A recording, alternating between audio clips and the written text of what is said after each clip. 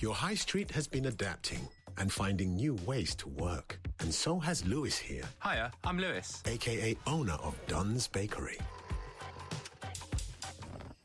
AKA Bakery Website Manager. AKA Deliverer of Delicacies.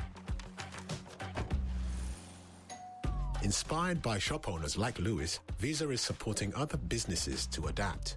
Shop local. Visa. Listen. That's a dream. Everyone has them, jingling away in the back of our minds. And most of the time, that's where dreams stay. So easy to ignore. Anything can drown them out, and everything does. But at Honda, we listen to our dreams. We get right up close.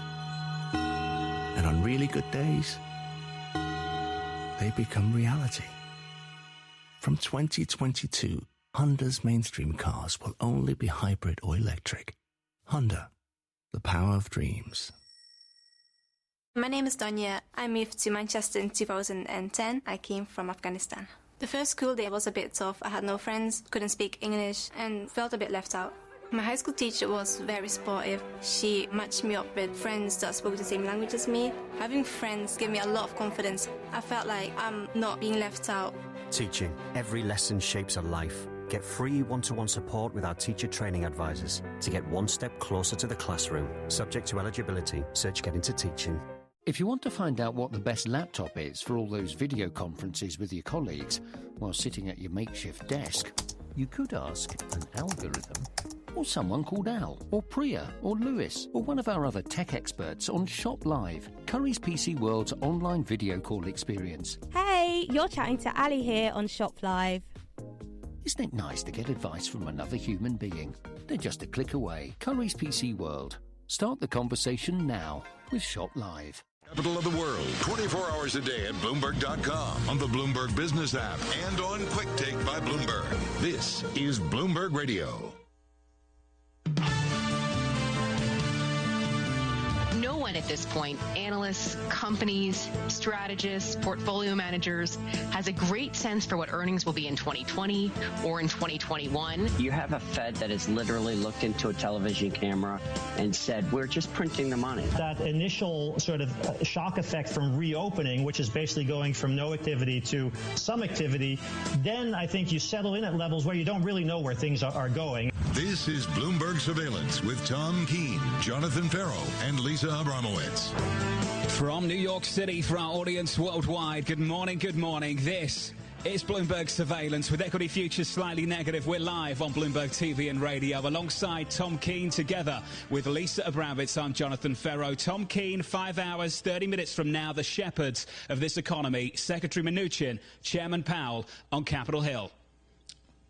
Well, it's a mid-year correction, John, and it's been a 6 months, as we all know, that's been totally unpredictable and has led to this key word going forward that is uncertainty. John, it is uncertainty across economics.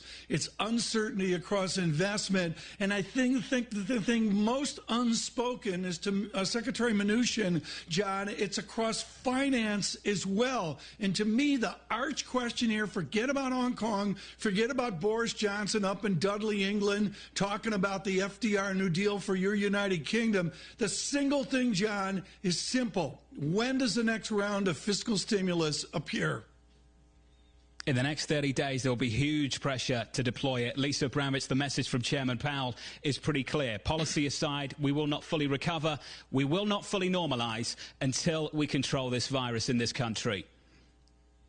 Yeah, and to Tom's point, the radical uncertainty that's being expressed by policymakers, Fed Chair Jay Powell, as well as Treasury Secretary Steven Mnuchin, gives people certainty that we are going to get more stimulus, both on the fiscal and monetary policy front. Among the things that I'm watching today, we're going to be getting a further read on the housing market after yesterday's massive upside surprise on the pending home sales data. Today at 9 a.m., we'll get S&P CoreLogic Case-Shiller Home Price Index, taking a look at where the prices are increasing the most. 12:30 p.m., exactly to your point, John, we're going to be hearing from Powell and Mnuchin. And then today, also what I'm watching is that Facebook is going to be meeting with advertisers regarding some of the social media marketing boycotts that we've been hearing about.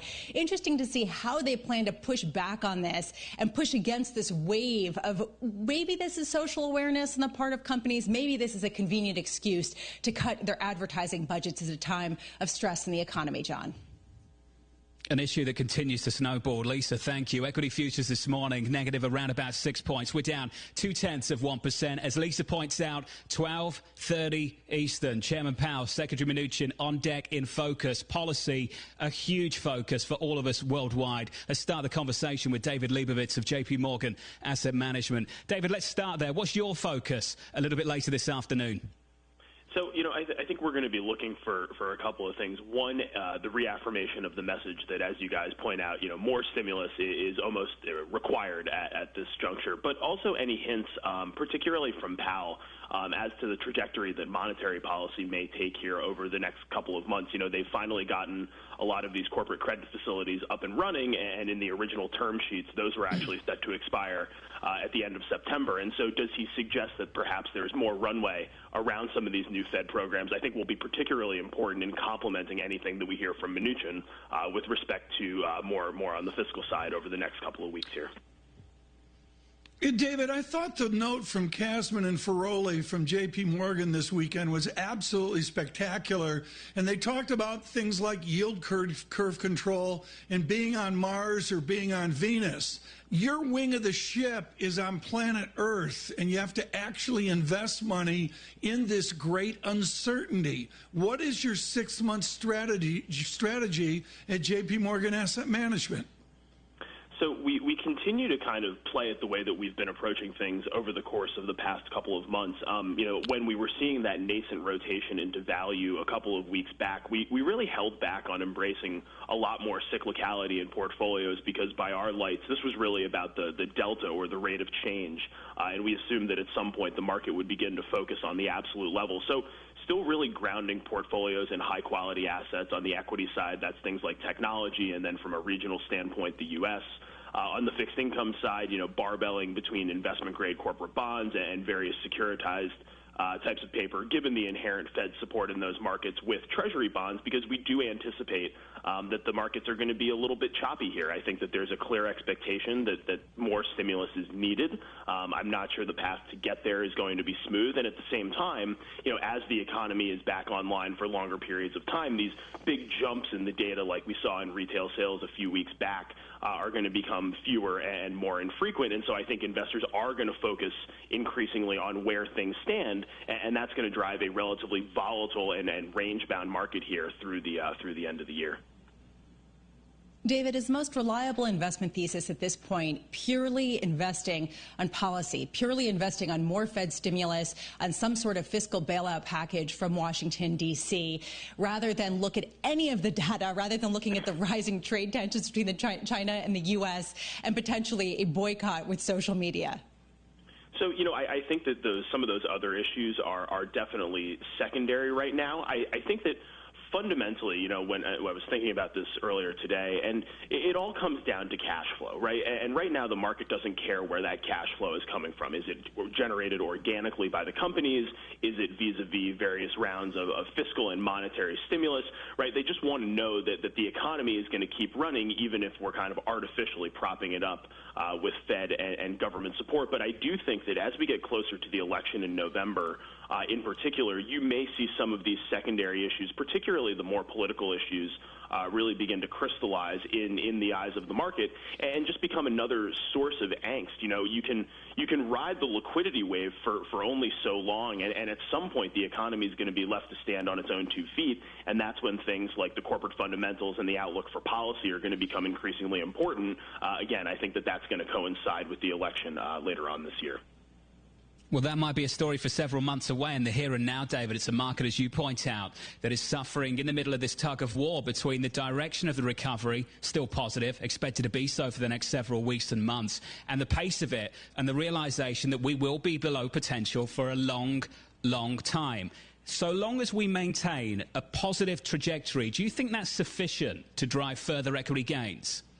So I do think that equity upside is going to be a little bit capped until we get more clarity from the corporations themselves. And so I think one of the issues that we're going to be particularly focused on over the next couple of weeks is as companies begin to report their second quarter profit data, are they providing guidance for what they expect in the remainder of 2020 and the beginning of 2021? And I think that, you know, the market has been kind of standing on this three-legged stool here of what's going on with case growth, the policy response, and the outlook for economic reopening and the trajectory of corporate profits.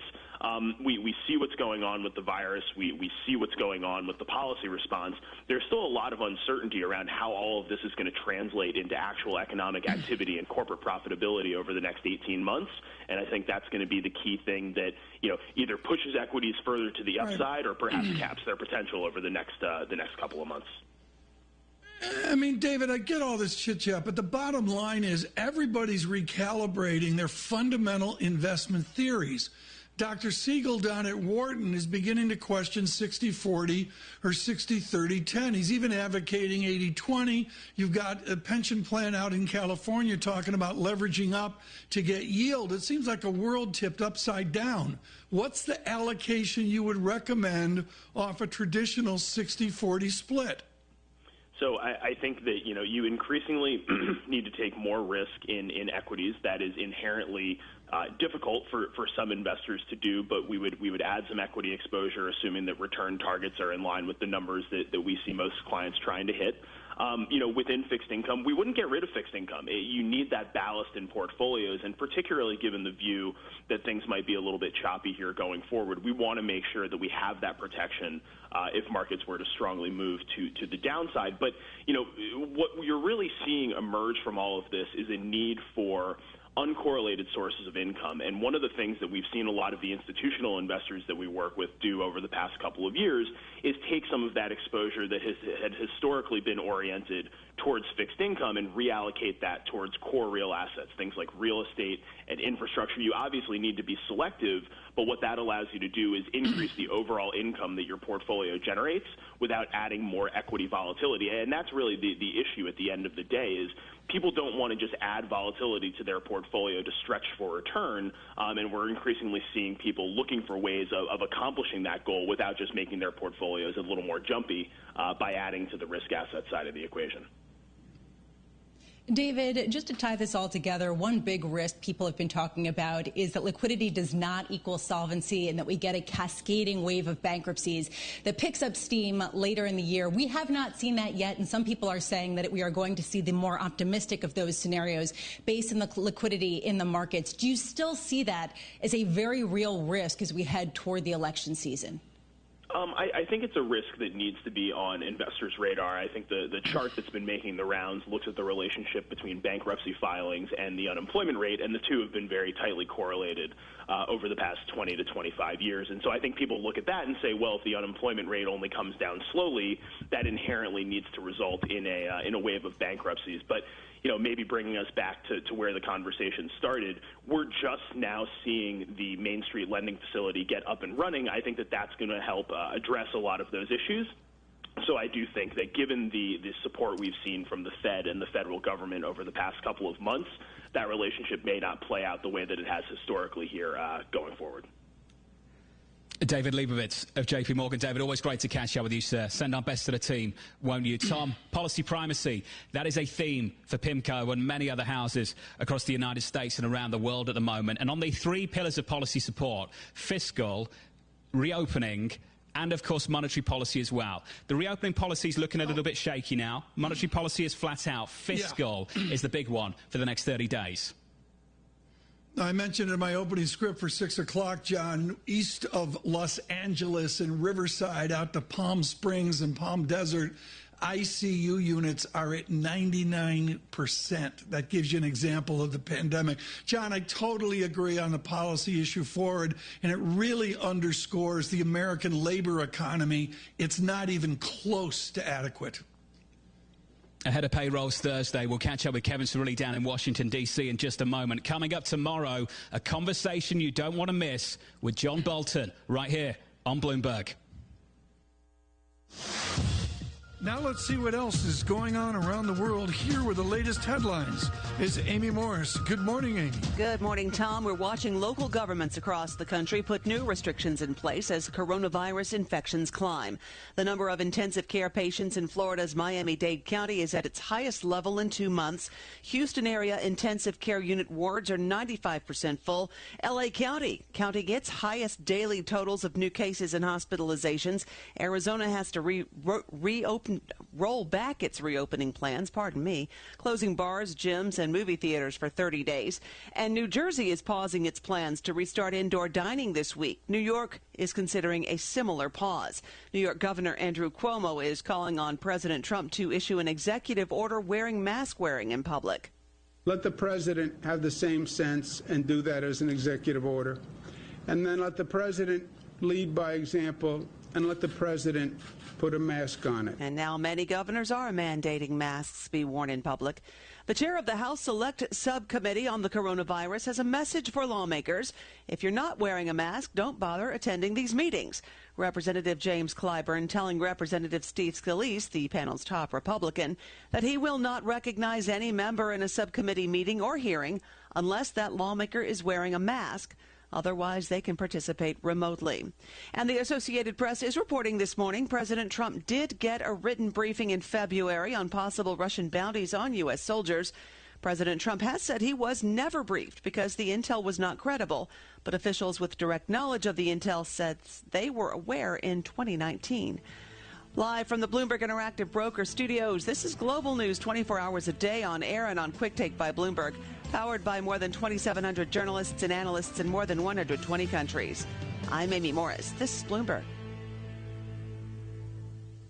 Asset managers who seize change to launch new strategies, add distribution channels, or exploit new technology to re-engineer the investor experience are often rewarded. However, in an industry paralyzed with complexity, few act with agility or decisively. Few run their businesses strategically, yet the most competitive managers in the market know with the right partner and a flexible operating system, you can. Go boldly toward change with SEI Investment Manager Services. Determination and operational strength are both essential factors for growth in asset management. I'm Steve Meyer, President and Head of SEI's Investment Manager Services Division. We know that disruptive forces create opportunities around the world. If you see potential in change, our industry specialists will maximize SEI's integrated platform of data and risk management, global investment operations, compliance support, and investor services to position your asset management business for success. Come grow with us. With SEI Investment Manager Services, you lead the charge in a competitive marketplace. Learn more at seic.com/seize change. Business is constantly evolving. Is your financial printer evolving to keep ahead of the curve? At Command Financial, we are redefining financial printing by providing industry-leading expertise, leveraging technology, and honing processes and best practices. Every day, Command helps SEC registrants, as well as members of their working groups, including securities attorneys and investment bankers, prepare, file, and disseminate regulatory and disclosure documents, such as registration statements, M&A documents, and mutual fund prospectuses and reports. Command provides a full range of services to help you effectively complete your deal, meet your disclosure requirements, and achieve your shareholder communications objectives. Visit our website at commandfinancial.com and learn how we're evolving, not only with the times, but also with your business requirements. Command Financial, redefining financial printing. At Honda, we believe in our ears. Listening can help solve some of life's biggest conundrums. For example, if a car breaks down and there's no one around to hear it, does it make a sound? The answer is yes. The new Jazz Hybrid will pinpoint your location automatically and send for help at the tap of a button. And with its personal assistant, you can find the answers to other conundrums like, where is a good vegan, gluten-free pizza place with free parking? The new Honda Jazz. Hybrid and connected. Honda. The power of dreams. Connectivity subscription available in selected grades. How do we control coronavirus now? This is Scott. He's a nurse. NHS Test and Trace helps stop the spread of the virus in our communities. If you've got symptoms, even mild ones, get a test immediately. Don't leave home for any other reason. If you test positive, we can trace the people you've been in contact with and contain the virus. So get tested and protect each other. To get a test, go to nhs.uk/coronavirus or call 119. Stay alert. Control the virus. Save lives. Most of the things which they talk about are actually already illegal under Hong Kong law, but they're not made illegal in the way that China wants, because China wants to be able to define those things in a way which runs counter to most views around the world on human rights and international human rights law. What a privilege to hear from the former governor of Hong Kong, Chris Padden, on Bloomberg Radio and on Bloomberg TV. This is Bloomberg Surveillance alongside Tom Keane. Together with Lisa Bravitz, I'm Jonathan Ferro, getting you in shape for the price action this Tuesday morning with equity futures 2 hours, 12 minutes away from the opening bell, just slightly negative, 2 points lower on the S&P 500, closing out Q2 and the first half of 2020. Q2 on course to be the best quarter since 1998 on the S&P 500. Following the worst quarter going back to 2008.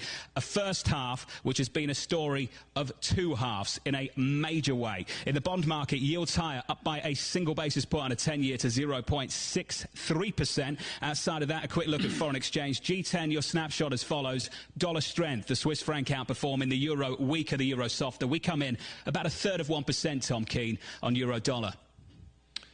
Yeah, I'm glad you mentioned DXY, the blended index, folks. This is one of the quiet stories of the end of June. Dollar strength has really come back and made up much of the losses that we saw across June. Right now, as we heard from Lord Patton, Lord Cirilli joins us. He's our chief Washington correspondent. And Kevin Cirilli, I mean, I'm going to cut to the chase. This thing in Hong Kong is beneath the fold on the Washington Post. It's beneath the fold on the New York Times. Guess what? Taiwan is not beneath the fold. How is Secretary Pompeo going to address this interesting and fragile triangulation between Beijing, Hong Kong, and Taiwan? Well, I think first things first, I think that it's without question a response to what we're seeing over the last couple of weeks, policy coming from Washington. But secondly, I would note that the U.S. is really not looking at U.S.-Hong Kong relations, Tom, or even the dynamic between Taiwan and Beijing in a vacuum. They're looking at it in terms of a broader U.S. national security geopolitical strategy that will extend regardless of the occupant in the White House. And beyond that, to that point, the bipartisan commission in Congress, I'm told, is going to be unveiling a series of bipartisan proposals come the fall in October. This is just many of the steps that the U.S. is taking in terms of recalibrating their dynamic with Beijing. Except Mr. Trump is not on that page. What page is President Trump on this Friday as he addresses these huge legal and almost societal risks to Hong Kong? Well, look, I mean, there was a U.S. Chamber of Commerce survey that came out earlier this month that found that 64% of businesses in America that have financial dealings in Hong Kong were concerned about the revoking of the international trade status. So clearly it's a concern among some in the U.S. business community. However, I would note that, again, when you've got Senator Pat Toomey, a Republican from Pennsylvania, working with Senator Chris Van Hollen and the Mark Warners of the world, two Democrats, this is, again, a broader U.S. policy. They've already advanced measures in the Senate, very likely to quickly follow in the House, that would make it more difficult for Chinese officials who do business with the Communist Party of China that are backing these so-called national security laws with Hong Kong to go forward. And again, it's part of a broader escalation that I'm told will really come to fruition 1 month before the election, and it might not be above the fold in the newspapers, but regardless of whether Biden or Trump is reelected, it's going to continue. It's a recalibration of sorts of U.S. policy. Kevin, the president's stance on China is something that still polls well, something that overwhelmingly has polled well over the last several years, is his handling of the economy. And I just wonder a little bit later today, when Chairman Powell sits down together with Secretary Mnuchin on Capitol Hill, how they can push the story forward to say that we are the safe pair of hands to control and develop the recovery beyond November. Well, two things. First and foremost, the timing of the stepped-up recovery, whether it's at the end of Q3 or the beginning of Q4, is right around November 3rd, and that could have significant implications in the final debates leading up to the election, but also, of course, on the election. And the framing of this, the economic indicators, the jobless claims, the unemployment rate, all of that timing heading into November 3rd will be crucial in terms of where Americans and independent swing voters feel the economy is going to be headed come 2021 and at the end of this year toward the holidays. But secondly, to your point, this is really where the pressure of the state closures in Texas and Arizona, to some extent Florida, these key battleground states, Texas not necessarily a battleground, but you get my point, in the sense that some of these Republicans who are very skeptical, Jonathan, of trying to have another round of economic stimulus now might have to do so. And I think Fed Chair Powell could signal that as much, even in more explicit terms, come in a couple of hours. Kevin, one thing that President Trump has done really well throughout his tenure is to dominate the news cycle in every which way. He had no public events yesterday, no public events scheduled for today. We are not hearing very much from him, but we are hearing a lot about policy, whether it's in response to China's incursions on Hong Kong's individuality or whether it's with respect to the increase in virus counts in the Sun Belt. Is President Trump losing control over this media cycle? You know, I think one of the things, Democrats would say yes, Republicans would say no. From the Democratic perspective, he's tripping over himself. Why get involved? Why step in the way, Lisa, when he's doing really what could be said that they want to do? In contrast to that, Republicans would say, hey, where is Joe Biden? And so I think it really depends on what perspective you're looking at this. But no question, I can tell you that based upon my reporting, they are trying to behind the scenes recalibrate here and get through what have been some difficult news cycles, to put it mildly, and to recover as we enter in closer into the summer.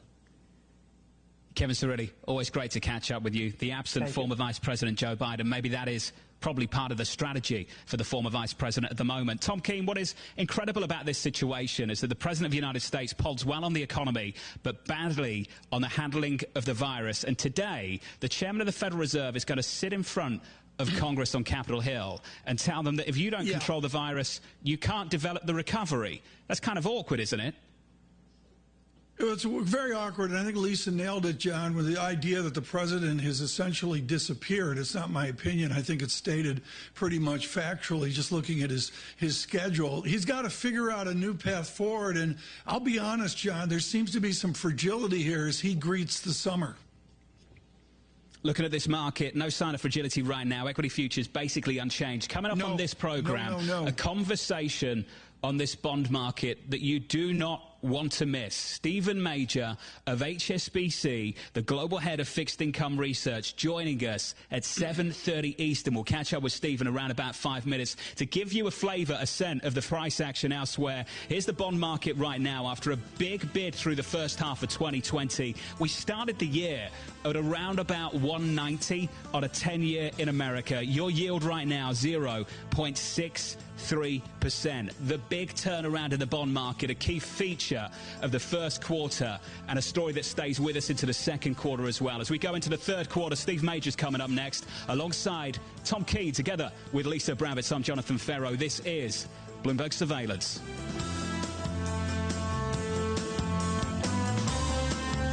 For the Jewish Communal Fund, Noel Spiegel, former senior partner with Deloitte & Touche and past JCF president, discusses the advantages of a donor-advised fund over a private foundation. There's a lot involved in having a private foundation. You need to engage attorneys, you need to engage accountants, file tax returns. At JCF, all of that is done for you. You don't have to get involved in anything other than making your contribution to your fund and then determining which grants that you want to make. A JCF fund may be opened with a minimum $5,000 contribution of cash or appreciated securities and can be used as an alternative to or together with a private foundation. If you have a foundation, you have to list all of the contributions that you made. Potentially anybody, because the information is public, can find out exactly which organizations a foundation has made charitable contributions to. Let JCF simplify your philanthropy and protect your privacy. Learn more about JCF's private client group at jcfny.org.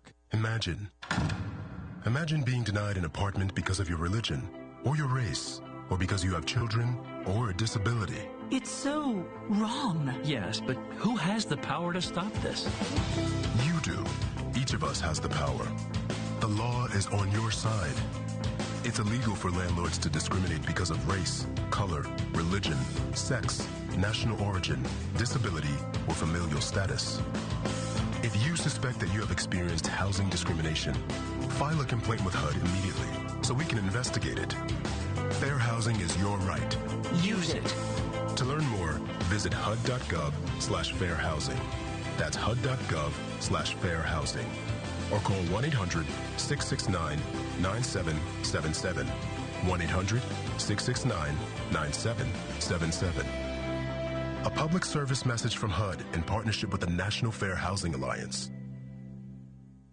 Different adapts, different overcomes, different keeps moving, different keeps thinking, different stays connected, different never stops dreaming. The University of Northampton invites you to a virtual open day for a taste of all the benefits of studying with us from this September. Search University of Northampton Virtual Open Days. It's the future, but different. At Halfords, we're here to get you where you want to be. We fit car tyres for over 500,000 customers every year. We could fit yours at one of over 350 garages, or even on your driveway with our mobile experts, which means you can safely hit the road again and surprise that special someone. Happy birthday! From tyre fittings to MOTs, there really is no job too big or too small.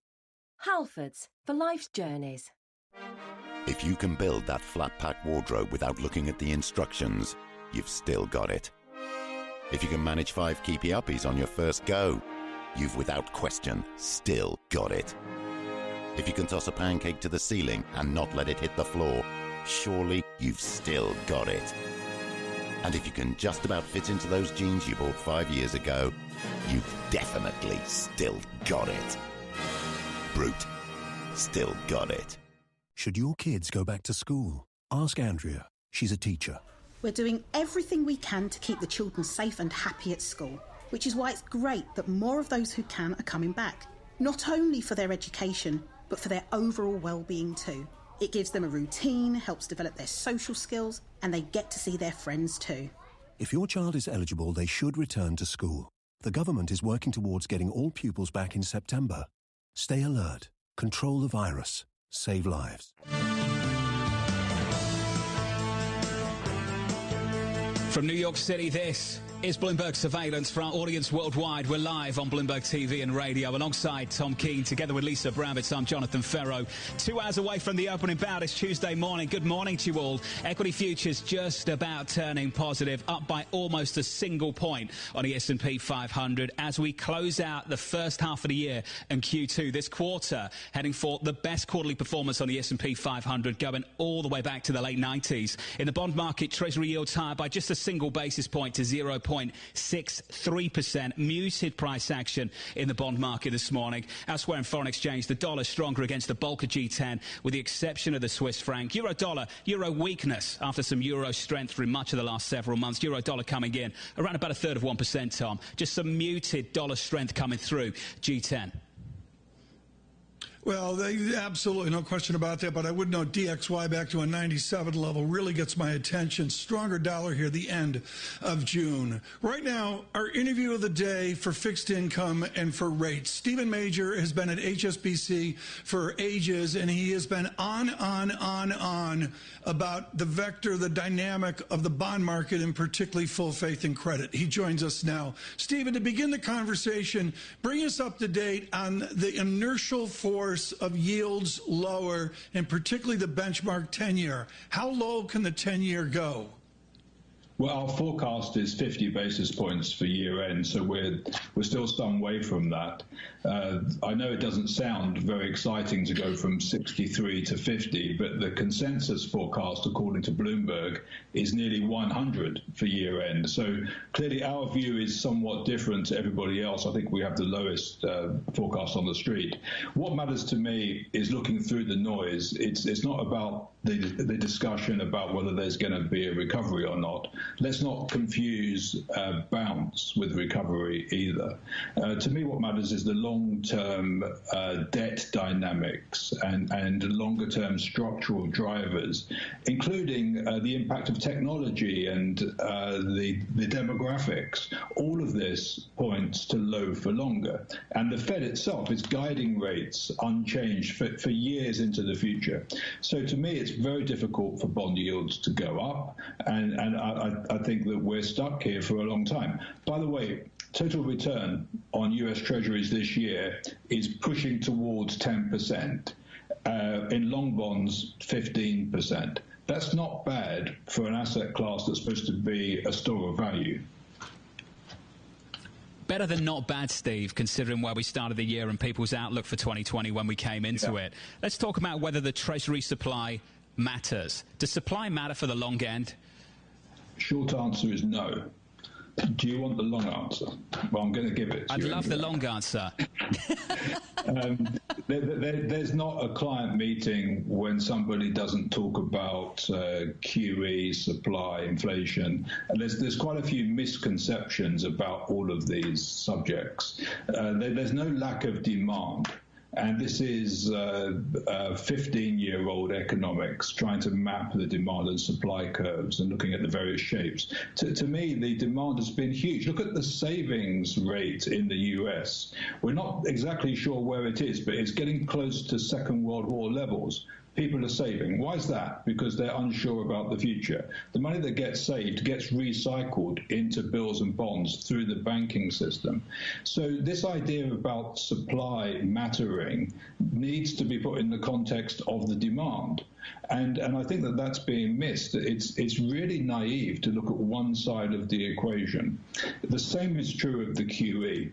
People look at the Fed's balance sheet and they think that it has to be an inflationary source of trouble for the future. People are looking at one side of the balance sheet. The Fed's purchases do not explain the fact that the yield is low. The Fed's purchases are just part of the whole dynamic. The Fed's been able to buy what they have because banks have taken so much money in the last few months. The banking system is financing the Fed's asset purchases. Now, I've heard guests come on your show and talk about printing of money and inflation expectations. This just isn't right. It's looking at one side of the balance sheet and not understanding the whole picture. There's no lack of demand, and we see this for quite some time to come. Stephen, I would love a window into some of the responses that you've gotten to your theories and your predictions going forward, as they do run counter to a lot of what's out there on Wall Street. Taking what you've said, is there no limit then to the money printing, to this idea that the Fed can monetize the debt of the United States as the U.S. deficit gets deeper and deeper?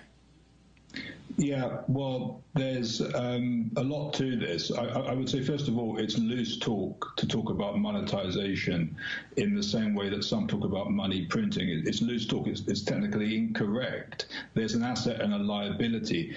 So in answer to your question, there is a constraint. It's the banking system. And when you look at this, the Fed is probably aware of where that constraint may be.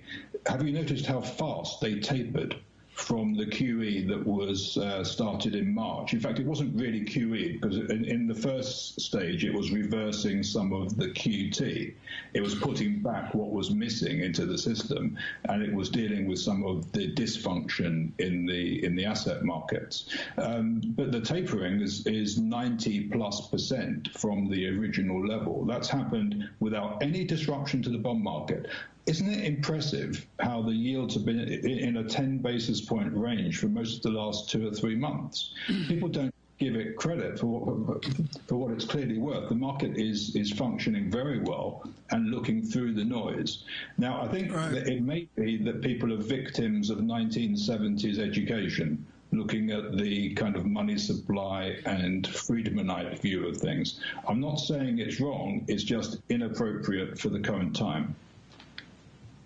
Steve Major, this has been a wonderful discussion of theory. I feel like we've got to get our new Vixel out and reread it again. That's all fine and well, but for our listeners and our viewers of this simulcast, it's real simple. There's no real return, and the nominal return is Dickensian. It's out of the 19th century as well. That is unsustainable, isn't it? At some point, there's got to be a real rate of return, right? Well, it depends where rates go. It's all about rates. So today we're close to zero. We could go negative. It's not out of the question. So it's a non-zero probability that rates will be negative next year. It's a small probability, but a huge impact. And when you invest on a scenario basis. You think about all possible scenarios, not one single base case. So it seems to me that when we look across the possibilities, rates aren't going up anytime soon. And I think investors will lower their sights in terms of total return. If you can keep your money, that's good news. Keep your capital. Don't lose money. Maybe a total return of single digit is going to be reasonable in the next decade.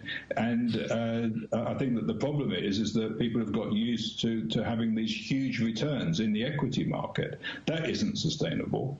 What is sustainable is a reasonable rate of return. Now, so far this year, we've had 9%. I imagine that we could get another 2% out of that into year end. Then we'll have to rethink for next year.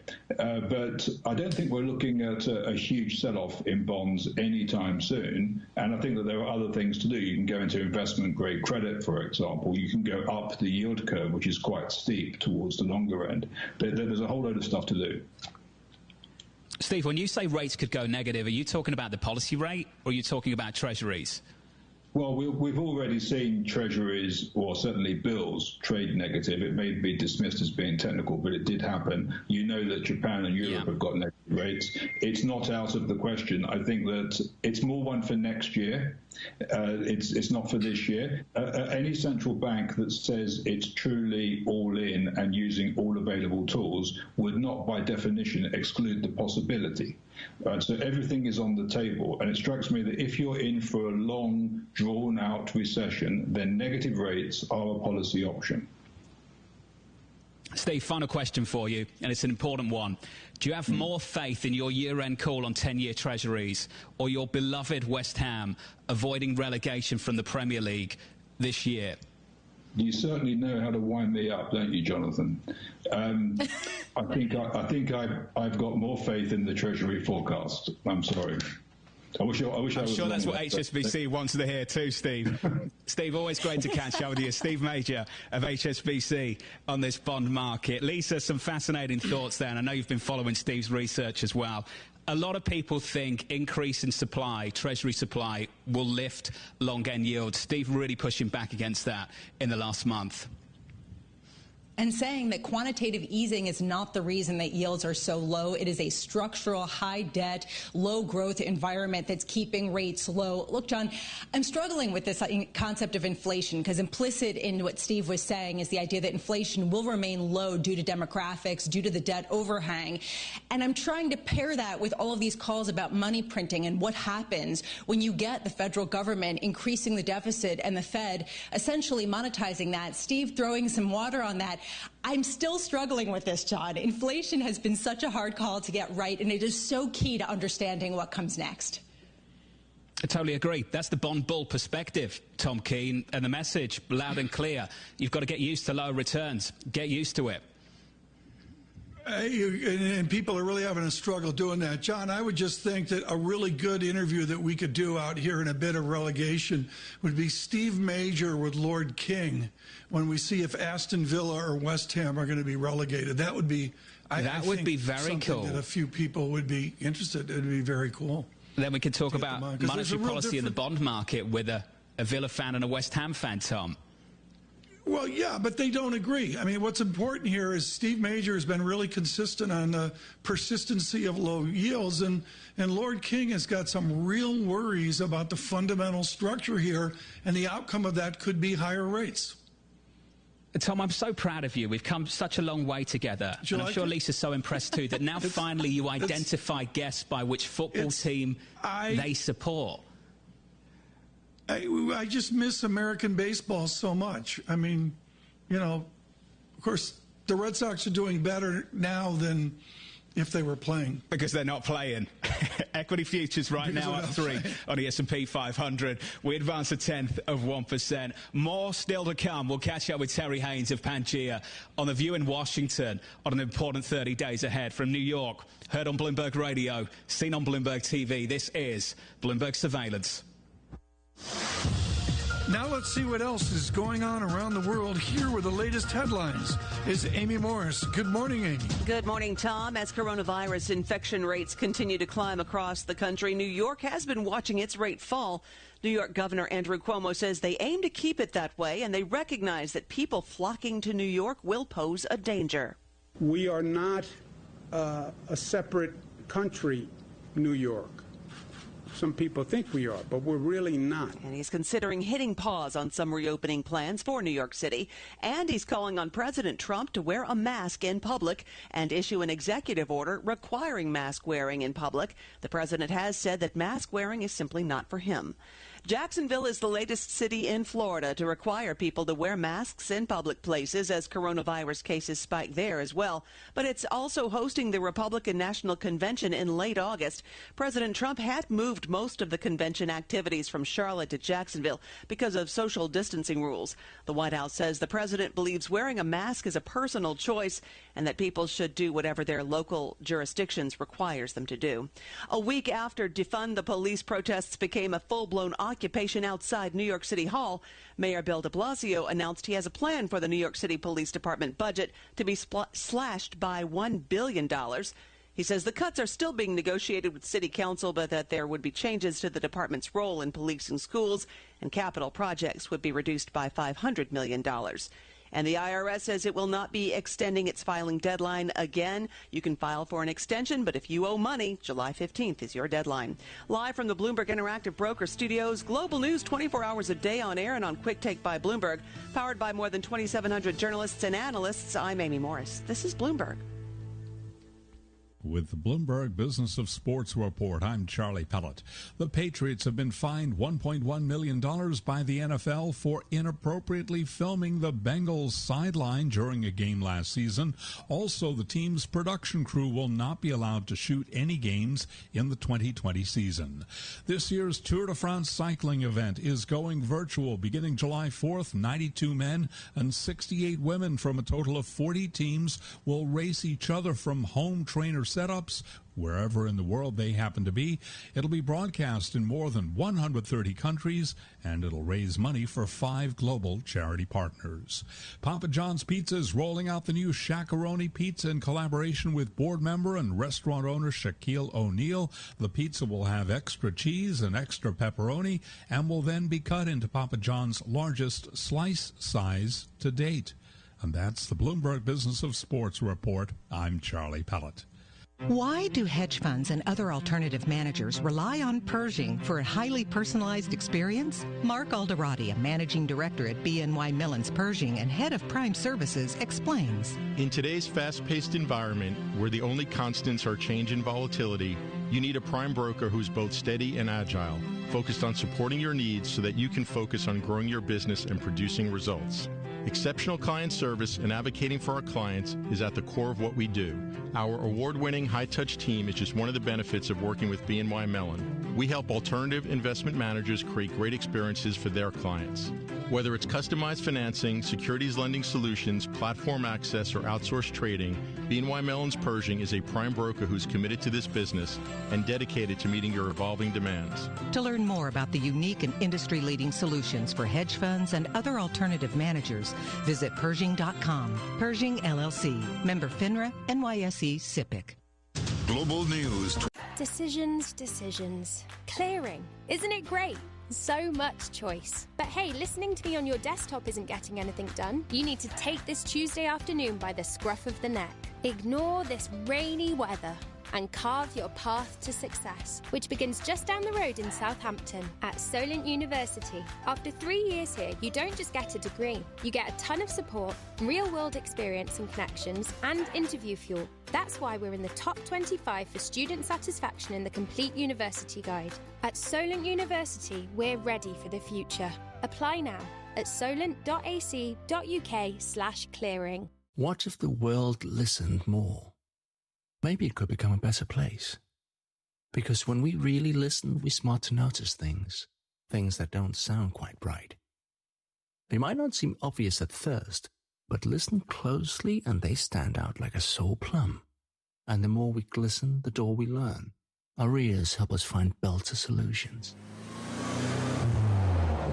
And things can change from this to something a little more like this. The new Honda Jazz is a hybrid. Honda, the power of dreams. At Halfords, we're here to get you where you want to be. We fit car tyres for over 500,000 customers every year. We could fit yours at one of over 350 garages, or even on your driveway with our mobile experts, which means you can safely hit the road again and surprise that special someone. Happy birthday! From tyre fittings to MOTs, there really is no job too big or too small. Halfords, for life's journeys. As a central bank, we have the ability to create money digitally, and we do that by buying treasury bills or bonds or other government-guaranteed securities, and that actually increases the money supply. We also print actual currency, and we distribute that through the Federal Reserve banks.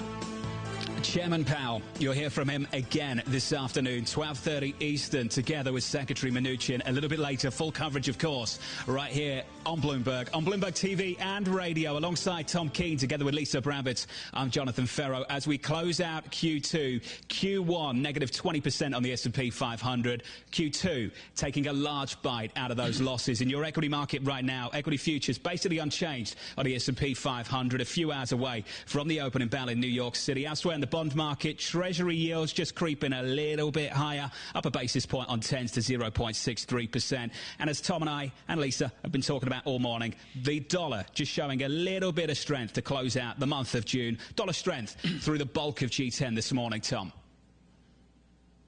Yeah, no question about it. Dollar stronger. And, of course, looking at the markets, great. And then there's the politics of this nation. Tomorrow, we will be in conversation with Ambassador Bolton, yes, on his book, but much more John Bolton and the path forward for conservative thought in America. A perfect brief on that is Terry Haynes of Panagia. He has been wonderful about speaking about the other America and their politics away from 3 zip codes in New York, 2 zip codes in D.C., and 3.5 zip codes in L.A. Terry, good morning.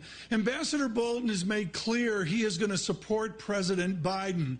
Terry, how does conservative Washington and the conservative theology of America get comfortable with President Biden?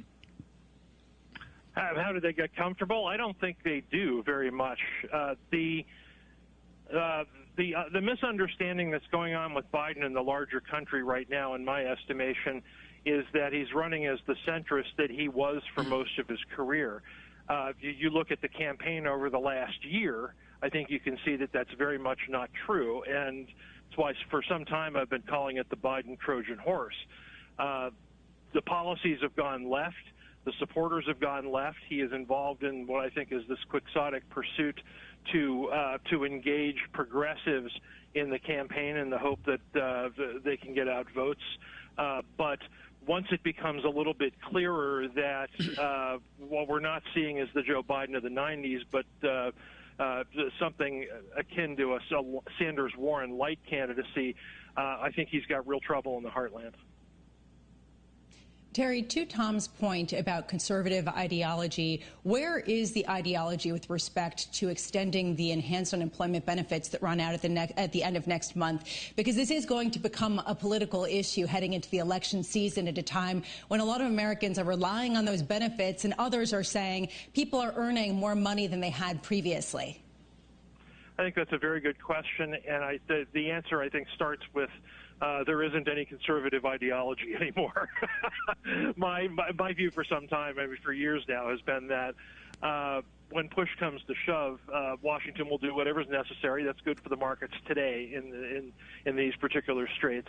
But give you an example from 2017, when the part of the deal was to increase the deficit by by $1.5 trillion over 10 years, in order to get the tax bill done with the aggressive way that they did, you know that there's not some kind of a hard backstop. I don't see any resistance to wanting to extend unemployment insurance anymore. In fact, I think that'll be a major component of Phase 4, which I think we'll end up seeing in late July or early August. I think they absolutely will extend it. Terry, let's talk about strategy. This administration does not want the vote in November to be a referendum on this presidency. It wants it to be a choice between President Donald Trump and former Vice President Joe Biden. How do they change the narrative in the next few weeks and months to make sure that people start to see this race differently? Well, they've got to start defining Biden, and the question is not whether they do that, it's when they do that. I think you would have seen the defining happen a lot earlier, but for the pandemic, frankly, because, Biden would have been out there, the campaigns wouldn't have gone on the physical hiatus, that sort of thing. So there would have been a lot more to talk about. But I think what they're doing is frankly waiting for the right time to do this, and a time when it has the greatest possible effect. They have judged that it is not there yet. And frankly, I don't know that it is either. 4 months out is a very long time. But I think they do that earlier rather than later. And the question is going to be whether or not the Biden people have an effective counterpunch, and that's going to be a messier affair. Right. This is really, really interesting, Terry, and I agree with you that we're way, way out, even with the obtuseness of the way the conventions will be done this time.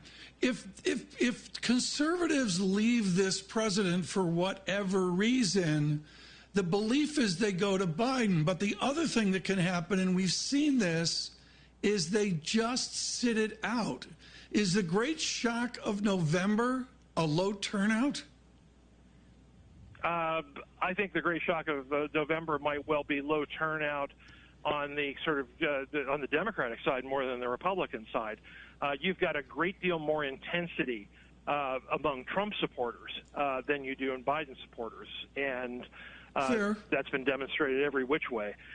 So I think what you end up with is a question of, how do you actually get groups that will be traditionally for Biden actually out, and how do you appeal to swings and actually get them out? To me, the great unanswered question of this election is how are the people, or the college-educated white men, college-educated white women, who were 33% of the electorate 4 years ago and went for Trump even after telling pollsters they were 2-1 against Trump, where are they going to go this year? Because I think that's the story of where this election ends up. But I don't think you have any intensity problem on the Trump side. Hey, Terry, always great to catch up with you. My best to you and yours. Terry Haynes there of Pangaea on the election coming up in November. Lisa, November feels like a lifetime away. In normal times, in election season, a week is a month is a quarter is a year. They're normal times. This is not normal, where a week is now a quarter and a quarter is now several years. November, a lifetime away. It feels like a lifetime away, and yet we're seeing a growing number of investment managers saying that this will actually be a pretty pivotal time with respect to market calls. But I'm struggling to understand what exactly the implication is for the market, right? And also, how important is the composition of the Senate and the House? How likely is it for a Democratic sweep? What will the composition look like heading into November, given the uncertainty around the virus? Hard to know how to even price this, John. Tom, if you were going to pick a single issue for this market alone, taking away everything else, all important issues, but for this market, taxes and taxes and taxes, and that is it. Yeah, well, that's usually the case, but John, I'm going to say as well, and I said this at the top of the hour, just real simple here. When do we get the next fiscal tranche? You got to have that with 20% unemployment. Pressure's on with 30 days to go to sort that one out as we close out the month of June. Good morning to you from New York City. This is Bloomberg Surveillance. Decisions. Clearing. Isn't it great? So much choice. But hey, listening to me on your desktop isn't getting anything done. You need to take this Tuesday afternoon by the scruff of the neck. Ignore this rainy weather and carve your path to success, which begins just down the road in Southampton at Solent University. After 3 years here, you don't just get a degree, you get a ton of support, real-world experience and connections, and interview fuel. That's why we're in the top 25 for student satisfaction in the Complete University Guide. At Solent University, we're ready for the future. Apply now at solent.ac.uk/clearing. Should your kids go back to school? Ask Andrea. She's a teacher. We're doing everything we can to keep the children safe and happy at school, which is why it's great that more of those who can are coming back, not only for their education, but for their overall well-being too. It gives them a routine, helps develop their social skills, and they get to see their friends too. If your child is eligible, they should return to school. The government is working towards getting all pupils back in September.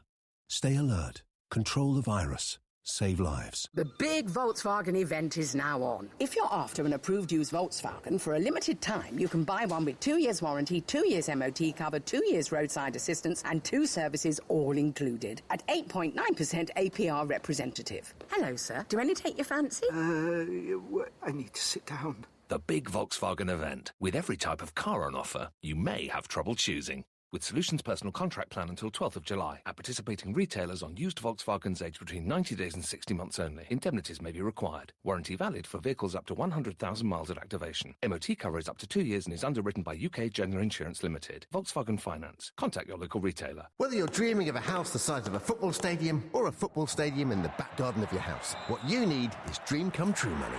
Luckily, Friday's Euro Million Super Jackpot is a massive £110 million. Now that's dream come true money. Euro Millions from the National Lottery. Play online or on the app. Estimated jackpot rules and procedures apply. Players must be 16 or over. Looking to freshen up your listening on TuneIn? Head to the homepage to discover something new. There you'll see custom recommendations based on your listening habits, along with new episodes of shows you've enjoyed in the past. Uncover your next audio obsession on the homepage. First, we're told that masks don't work. Then, we're told to wear them all the time. One week, we hear that the mortality rate is 2%. The next, well, who knows? In the time of COVID-19, there is so much uncertainty, and so much scientists are learning in real time, along with the rest of the world. So it's hard to know what you can be sure of and what's still a big question mark.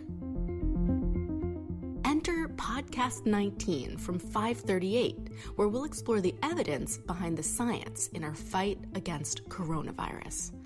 I'm science journalist Anna Rothschild. Each week, I'll investigate coronavirus mysteries, keep track of the latest developments on vaccines and treatments. Oh, and I'll try to edit out all the times I shush my family, since I'm recording this thing from the chaos of my home. Search Podcast 19 to listen today. We always talk about the losers in a trade war. You benefit if you're just further away from China. So that you can too. What are the ramifications if she crumbles or doesn't crumble? Bloomberg Radio, the Bloomberg Business, Radio.com, and iHeartRadio apps, and BloombergRadio.com. Bloomberg, the world is listening. From the financial capital of the world, 24 hours a day at Bloomberg.com, on the Bloomberg Business app, and on Quick Take by Bloomberg. This is Bloomberg Radio. No one at this point, analysts, companies, strategists, portfolio managers, has a great sense for what earnings will be in 2020 or in 2021. You have a Fed that has literally looked into a television camera and said, we're just printing the money. That initial sort of shock effect from reopening, which is basically going from no activity to some activity, then I think you settle in at levels where you don't really know where things are going. This is Bloomberg Surveillance with Tom Keene, Jonathan Farrell, and Lisa Abramowitz. Good morning, everyone. Jonathan Farrell, Lisa Abramowitz, and Tom Keene. Thrilled you're with us this final day of the first half of 2020. Without question, the most odd, the most historic first half in the history of American finance. Just no question about that. And it still continues. We'll touch on economics, finance, investment. Right now, we're really going to look at the markets as well. John will have a usual John Farrell data check for you. Lisa with a view of the bond market. But, John, I really want to go go to the moment at hand, which is how far people are behind after the down, down, down that we saw, and then the whipsaw up, up, up. Most of Wall Street is behind. Worst quarter since 2008, replaced by the best quarter since 1998. A massive snapback, Tom, and largely because of the policy response. But on the policy response, the next 30 days is critical. At the start of March, the end of February, we all sat here and talked about building a policy bridge to the middle of the year. I think what's clear going into July, Tom, is that bridge needs a serious extension for a lot of people, a lot of companies still in a lot of pain. Yep. And, Lisa, there's not a moment to lose, to borrow from Patrick O'Brien and, you know, the Napoleonic War books. I mean, Lisa, much more than even 2 weeks ago, it's let's go. Has always been. Yeah, well, I'm struck by the more uncertainty there is on the part of policymakers, with Fed Chair Jay Powell expected to talk about this radical uncertainty today at 12:30 p.m. in front of the House Financial Services Committee. The more certainty markets have that policymakers will deliver, that they will come through with additional bridges to whatever is next in this cycle. And that seems to be the biggest bet in markets right now, Tom. I'm going to call it a swirl of these markets this morning, folks. Really, really extraordinary. And again, Powell and Mnuchin later today, 12 noonish, 11:30ish, you'll see their comments as they reset for the second half of this historic year. Someone who has always folded history into her analysis is Lizanne Saunders. She is at Charles Schwab, and she has been a foundation voice on belief in the stock market for decades. We're thrilled to get an update from Ms. Saunders this morning. Lizanne, I've got to go to the money question, always with you, which is what do you observe at Schwab of what people are doing with their money? Are they in this bull market? So if you, from a fund flow perspective, consistent with broad aggregates, you've seen money actually coming out of equities in the last several months, more into fixed income. More recently, in the last couple of weeks, where you have seen aggressiveness in terms of flows is in the ETF space, particularly the QQQs, which is the NASDAQ 100 inflows, and then the Russell 2000, the IWN outflows. That's really where we're seeing some aggressive action. But what we've seen in is not consistent with what some of the headlines have been around some of the newly minted smaller day traders, where in that cohort you have seen some really rampant speculation. But broadly among our investors, that's not what we've been seeing. I mean, this is interesting, folks. And the cubes, folks, of the NASDAQ 100, of course, a proxy for Apple, Amazon, Facebook, and the rest of them as well. Lizanne, can you predict a catalyst or event that will finally give us a tangible shift from cubes over to Russell 2000? What's going to make that happen? I can't predict anything. You know, you've seen the Russell have bouts of relative outperformance over the last couple of months. You know, they're trying to develop that outperformance. I think we would have to see stabilization in sort of the financial system, a real sense that we're back in recovery mode, because a fundamental differential between small caps in the aggregate and large caps, it's still fairly wide. When you look at debt to equity ratios, when you look at the percentage of the Russell that are so-called zombie companies, when you look at the percentage of the Russell that are not profitable and likely won't be for an extended period of time versus the larger cap indexes, there's really no comparison. But if we really start to see the recovery kick into gear, that tends to bring a bias down the cap spectrum.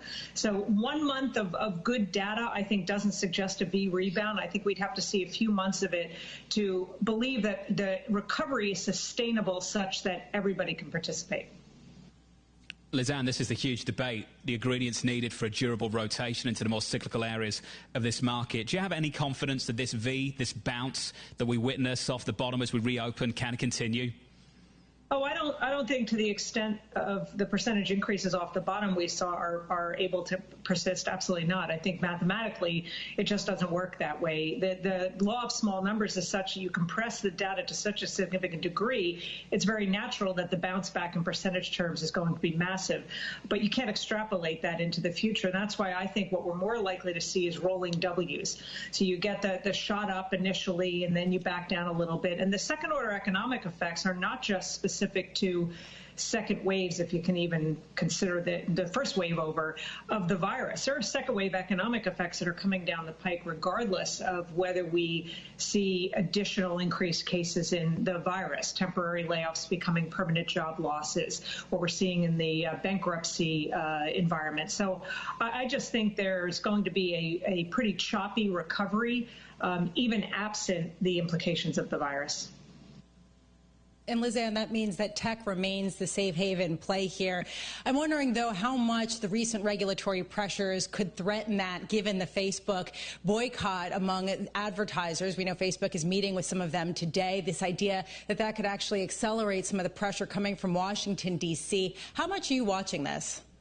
Well, you know, this risk about regulatory pressure is not a new one. This is not really an election cycle risk. This has been ongoing for a couple of years now. So clearly it has not prevented many of those names from doing well. I think as you get closer to the election, depending on how far up the priority spectrum you see it on either candidate, then I think it becomes an issue. But with most issues that become election platform issues, they don't tend to really start to impact stocks until around Labor Day or post-Labor Day environment. So I'd be more focused on the messaging around regulatory environment and of course, the ability to do something depending on the divisions in Congress as a post-Labor Day phenomenon. Lizanne, I think a lot of people in the market would agree with you that the regulatory train moves very slowly, if at all. On the other hand, how much are these boycotts just an excuse for big companies to cut their advertising budgets in a highly uncertain environment that's going to affect the Googles, the Facebooks, the Twitters of the world, regardless of policy? Oh, I think companies across the spectrum of industries are probably looking for some sort of margin edge in this very difficult environment. So, you know, I don't cover, as you know, Lisa, I don't cover individual companies, so I'm not down in the weeds with these companies. But it's not surprising to see an attempt at reining in the cost side of the equation in this environment. Lizanne, you were just out of Delaware, or maybe starting at Delaware, when there was a modest moment, the crash of 1987. Mr. Rukeyser on a Friday night, Mr. Rukeyser on a Friday night had Sir John Templeton and a few other worthies, Robert Kirby, a Capital Group, out to calm the nation down. Right now on global Wall Street, we need to calm the nation. Is our new Lou Rukeyser Jerome Powell? Is he the one doing the calming of the nation in the financial markets? Maybe without the humorous quips that we all remember Lou for. And I certainly won't forget 1987, particularly the Friday night before 87, where, you know, my boss at the time, the late, great Marty Zweig, came on and actually predicted the crash that was to come 3 days later. And little did I know how difficult that was to do. But I think Powell is doing a very good job. He's also learned to sort of stay on message a little bit more than maybe in the past, a half ago, tripped him up a little bit. But what I think the most important message Powell has been imparting is not about, you know, we will be here. This isn't a certain period of time, but we've got the ammunition. We're not going to run out of ammunition. I think the most important messaging has been, well, two of them. One, some of these tools will go back in the toolbox when it's appropriate, that this is not ad infinitum in terms of these new facilities, but also he has repeatedly emphasized that there's a difference in the Fed's mind, and should be in investors' minds, between financial system stability, of which the Fed is a big part, and financial market volatility. So I think he's trying to get the message that volatility in the financial markets in and of itself shouldn't trigger Fed action unless it becomes a risk to the financial system more broadly. So that, to me, is the most resonant message that he has been putting out there, not just in this recent period, but over the past year. Lizanne, love catching up with you. Lizanne Saunders there of Charles Schwab. And Tom Keene, Lizanne is dead on, exactly right. Whatever you think of Chairman Powell's policies, and I know how divisive it is right now, and if I say something nice, I'll get the messages of people who are unimpressed. If I say something bad, I'll get the messages of people who are unimpressed. But I think we can all agree that the Chairman's communication has improved drastically from where it was when he first started in this position, Tom. And John, it happens with everyone, but I really got to say it's been most impressive to see how he's taken command of the press conferences much better. Some of that's repetition. Some of that is figuring out Michael McKee's rude questions. But I think, as frankly, with Secretary Mnuchin, they've really risen to the occasion. Well, Tom, he's worked out the trick with Michael McKee is you leave him right at the end of the news conference, you allow him to ask his question, you answer quickly, and then you get out and say you've got to go. Lisa, another thing that Lisanne brought up that I thought was really important was just the mechanical improvement, the bounce that we're seeing. It is mechanical. You shut down, you reopen, that's just the maths behind it. You can't extrapolate out that bounce. Really, the recovery begins at the end of summer. What does that look like? I think that's what we're all trying to figure out. And we can't know because we don't know the path of the virus and we don't know exactly what the policy response is going to be. I was struck by DataTrek research showing that everybody is basically throwing up their hands. And if you ask anybody where the market's going to go, you're going to get a different answer right now, John. Well, we see that in the payrolls estimates, don't we? For payrolls Thursday, the gap between the high and the low, wide, wide, wide. On policy, a conversation tomorrow you really do not want to miss. We catch up on Bloomberg Surveillance with the former U.S. security advisor, John Bolton, 8:30 Eastern. Heard on Bloomberg Radio, seen on Bloomberg TV. This is Bloomberg Surveillance. Now let's see what else is going on around the world. Here with the latest headlines is Amy Morris. Good morning, Amy. Good morning, Tom. More local governments continue to roll back their reopening plans, like in Arizona, where officials are telling hospitals to prepare for a surge of patients. It's a similar story in Texas. Data show ICU beds in the Houston area at 95% capacity. Houston Mayor Sylvester Turner. The number of people who are being infected by this virus continues to exponentially grow. The number of intensive care patients in Florida's Miami-Dade County at its highest level now in 2 months. New Jersey is pausing its plans to start indoor dining this week. New York is considering a similar pause. The governor of New York calling on President Trump to issue an executive order mandating mask wearing in public. And the chair of the House Select Subcommittee on the Coronavirus has a message for lawmakers. If you're not wearing a mask, don't bother to attend these meetings. Representative James Clyburn told Representative Steve Scalise, the panel's top Republican, that he won't recognize any member in a subcommittee meeting or hearing unless that lawmaker is wearing a mask. Otherwise, they can participate remotely. President Trump has publicly shrugged off allegations that Russia offered bounties to kill American troops in Afghanistan. That's reignited some concern that he's more interested in preserving ties with the Kremlin than defending U.S. interests. Lawmakers from both parties are demanding the administration hold Russia accountable if there is evidence that it happened. Google says it has removed misleading ads targeting Americans looking for information about how to vote in the November election. Global news 24 hours a day on air and on Quick Take by Bloomberg, powered by more than 2,700 journalists and analysts in more than 120 countries. I'm Amy Morris. This is Bloomberg. Not completing high school is more of a social thing than it was an academic thing. I came out in the 11th grade. Nobody was embracing you. The kids were cruel. It was very difficult to be gay. Even though all these years have passed, I still had that longing to have my diploma. The hard part was determining that I was going to do it, but I definitely didn't do it alone. At age 30, with the help of her mentor, Carissa finished her high school diploma. I have a mentor, Maria. She convinced me to continue my education and to finish what I started to get my diploma. Just never judges. She's a true role model. If you're even considering getting your high school diploma, go get it. You can do it. No one gets a diploma alone. If you're thinking of finishing your high school diploma, you have help. Find free adult education classes near you at finishyourdiploma.org. That's finishyourdiploma.org. Brought to you by the Dollar General Literacy Foundation and the Ad Council. Asset managers who seize change to launch new strategies, add distribution channels, or exploit new technology to re-engineer the investor experience are often rewarded. However, in an industry paralyzed with complexity, few act with agility or decisively. Few run their business strategically. Yet, the most competitive managers in the market know with the right partner and a flexible operating platform, you can. Go boldly toward change with SEI Investment Manager Services. I'm Steve Meyer, president of SEI's Investment Manager Services.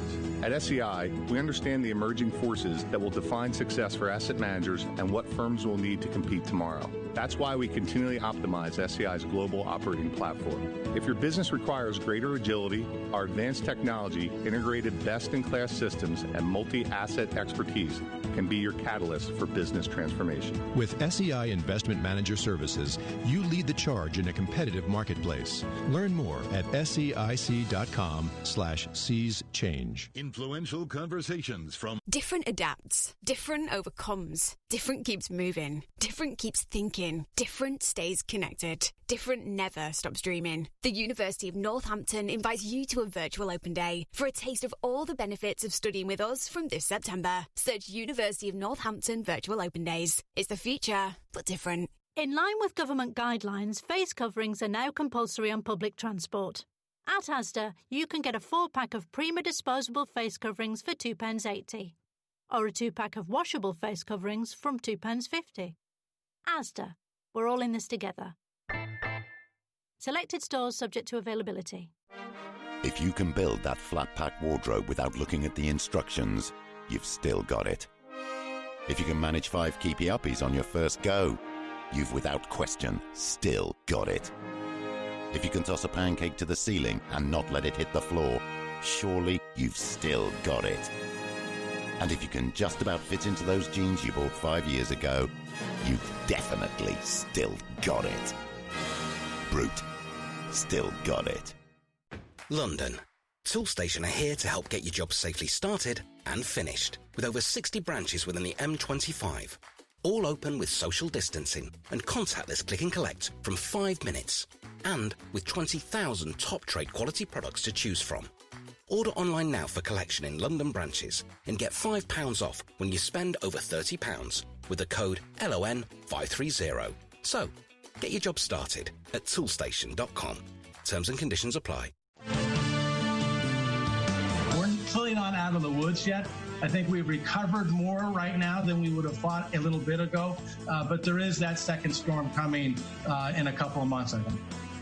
It's the second storm we're all waiting for, bracing for. That was the Barclays CEO, Jez Staley. A fantastic conversation a little bit earlier on Bloomberg Surveillance with Francine Lacqua and Tom Keene. You can find a full conversation on Bloomberg.com and, of course, on the Bloomberg terminal. Alongside Tom Keene, together with Lisa Bramwitz, I'm Jonathan Ferro from New York City this morning. Good morning to you all. 1 hour and 12 minutes away from the opening bell with equity futures down 5 on the S&P. We roll over just a little bit as we close out the quarter and head towards the best quarter since 1998, taking a serious bite out of the Q1 losses. In the bond market, as we await Chairman Powell and Secretary Mnuchin, 12:30 Eastern, that testimony begins on Capitol Hill. Treasury yields unchanged at 0.62%. Unchanged, yields were a little bit higher. They come in just a little bit now. Euro-dollar coming down a third of 1%. Euro weakness, dollar strength, the story through G10, Tom. Well, no question about it. The data's there for the year end. But what we really learned in the last 6 months, John, is this importance of technology. Technology winners, technology losers, and what it means on our society. Thomas Forte is at D. Davidson, and I'll be blunt about it, folks. He spent a career being more insightful than most on how all this technology matters to us. And he turns that into buy, hold, and sell on different equities and such. But he's a perfect guy to comment on what we've seen in this first half, which is the dominance of Apple and Amazon. Tom Forte, what's so interesting to me is the trees are growing to the sky at Amazon. Do they just continue to grow? So, Tom, great introduction there, and always a pleasure being on your show. So COVID-19 has essentially injected Amazon with growth hormone. So you think about e-commerce sales and the strength in e-commerce sales not only in April and May, but in June, and it's like injecting new life into Amazon from a growth standpoint. So I like your comparison on the trees growing to the moon. I definitely think the trees are growing, but as you know, at some point they have to stop growing. They can't keep growing in perpetuity. The cloud has come to the rescue for Mr. Bezos, but can the cardboard boxes come to the rescue? When they deliver those boxes, and with the new surge of unit growth of boxes, can they bring that down to some form of gross margin, or dare I say net income? So the challenge for Amazon has been the same as the challenge for Target. when you sell a lot of toilet paper or essentials in general, and you sell fewer discretionary items, or to your point, cloud is robust, but maybe not revenue growth in cloud is as robust, your profits suffer. And when you think about the June quarter for Amazon, they're seemingly doing everything in their power to combat COVID-19, talking about $4 billion of incremental spend, including hundreds of millions of dollars to test their employees. I think the risk for Amazon is if they're not careful, they exit COVID-19 with a unionized labor force in the U.S. Tom, are we conflating the tech sector with Amazon perhaps incorrectly, with the idea that you see the Googles of the world, the Facebooks, the Twitters, they're basically advertising companies. You look at Apple, it is a consumer discretionary purchase, although some people might say that their iPhone isn't necessarily discretionary at this point. These things basically more susceptible to a significant downdraft in the economy. Is that going to be present in the pricing going forward? So conflation, that was a brilliant term, and yes, we are. So if you look at e-commerce trends, what you're seeing is the 86.7% of the U.S. that is still employed is preferring to buy online rather than going to a physical store, including for a period of time where physical stores were not an option. By way of comparison, the more economically sensitive advertising-based revenue models like Facebook and Google are seeing contractions. They've reported a good number for Facebook in April was a flat revenue performance on advertising. So, yes, I do believe conflation is going on, and the trends in e-commerce are not the trends in online advertising. So I'm looking at Facebook shares, which are up more than 7% year to date. Are you expecting the gains of this year in a lot of the tech companies, aside from Amazon and Microsoft, to stall out heading into the second half as people start to delineate between the big tech names and the forces they're subject to? Absolutely. And the way that I think about it is, so COVID-19 looks to be a multi-year event. And I think that what you're going to see is multi-year or multi-quarter impact on the economy. Now, I know that the May retail sales data was favorable. The May unemployment was favorable versus April. But I still feel like a strong argument can be made that we're in a depression and not a recession. So to the extent that COVID-19, again, is a multi-year event, I think you may see some of these more economically sensitive names like Facebook and Google start to stall. Tom Forte, I have to go back to your hugely interesting comment that we could see a unionization of the hundreds of thousands of employees of Amazon. Does that blow up the Bezos model? Absolutely. And if you think about the acquisition of Zoox, an argument I would make is it's about automation at the fulfillment center level. So you go back in time to when Facebook was showcasing their drone delivery effort well before it was ready. I think they realized that COVID-19 has shown that they're exposed to physical labor at the fulfillment center front, and it's going to expedite their efforts to try to automate that, which is why I think Zoox was acquired by Amazon, or intends to be acquired, I should say. Very Tom Forte, here, always Tom appreciate Forte, what's your buy, hold, your time, sell sir. on Amazon?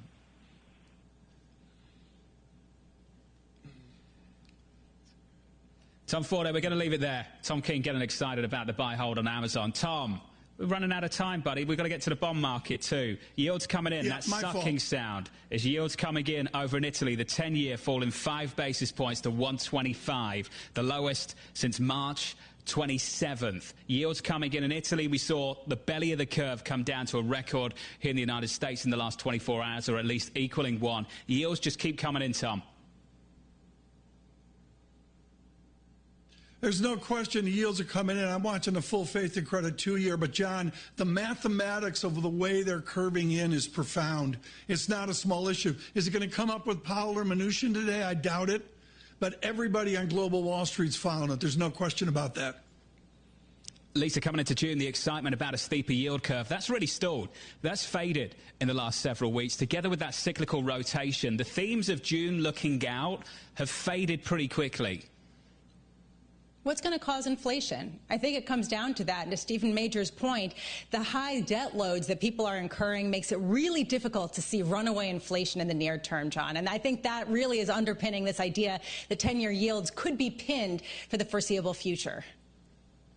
Chairman Powell coming up a little bit later, together with Secretary Mnuchin on Capitol Hill. Full coverage right here on Bloomberg Radio and on Bloomberg TV. Ahead of the opening bout, 1 hour and around about 5 minutes away, with equity futures just coming in just a little bit. We're down 5, a mild move lower of around about 0.2%. From New York City, alongside Tom Keene, together with Lisa Bramwitz, I'm Jonathan Ferro. Heard on Bloomberg Radio, seen on Bloomberg TV. This is Bloomberg Surveillance.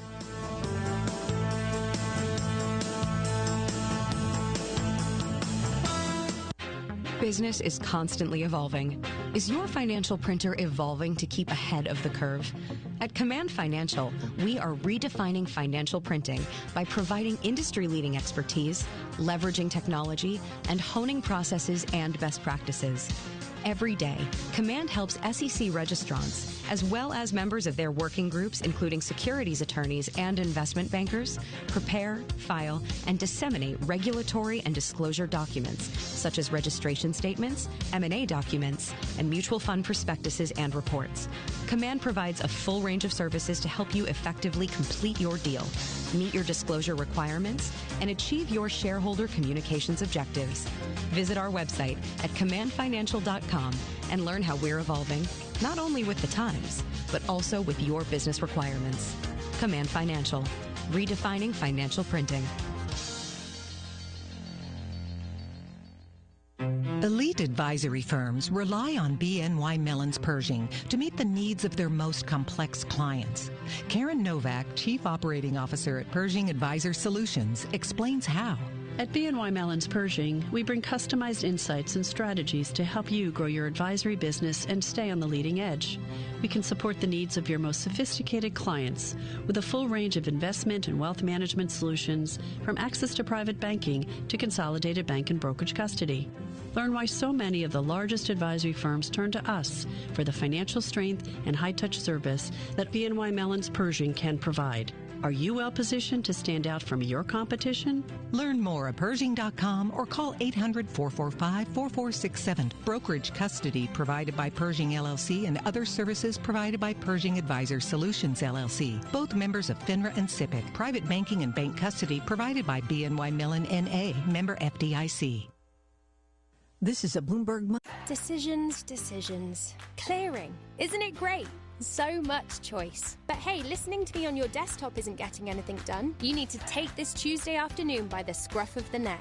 Ignore this gloomy weather and carve your path to success, which begins just down the road in Southampton at Solent University. After 3 years here, you don't just get a degree. You get a ton of support, real-world experience and connections, and interview fuel. That's why we're in the top 25 for student satisfaction in the Complete University Guide.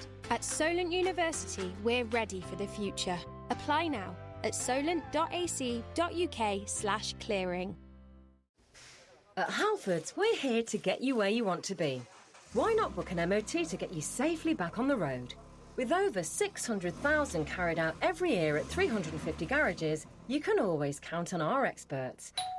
And get back to visiting those you've missed the most. Hi, Mum. From a safe distance, of course. From MOTs to battery replacements and tyre fittings, there's no job too big or too small. Halfords, for life's journeys. Picture this. Small businesses on eBay are ploughing on, boxing up goods and rolling them out, shipping kettles, instruments to kids, art for walls, treats to pets, shorts for sunny weekends, to brighten up one British home at a time. Thousands of small businesses on eBay are helping to keep the nation going. They are individually brilliant, stronger as one. Buy, sell, eBay.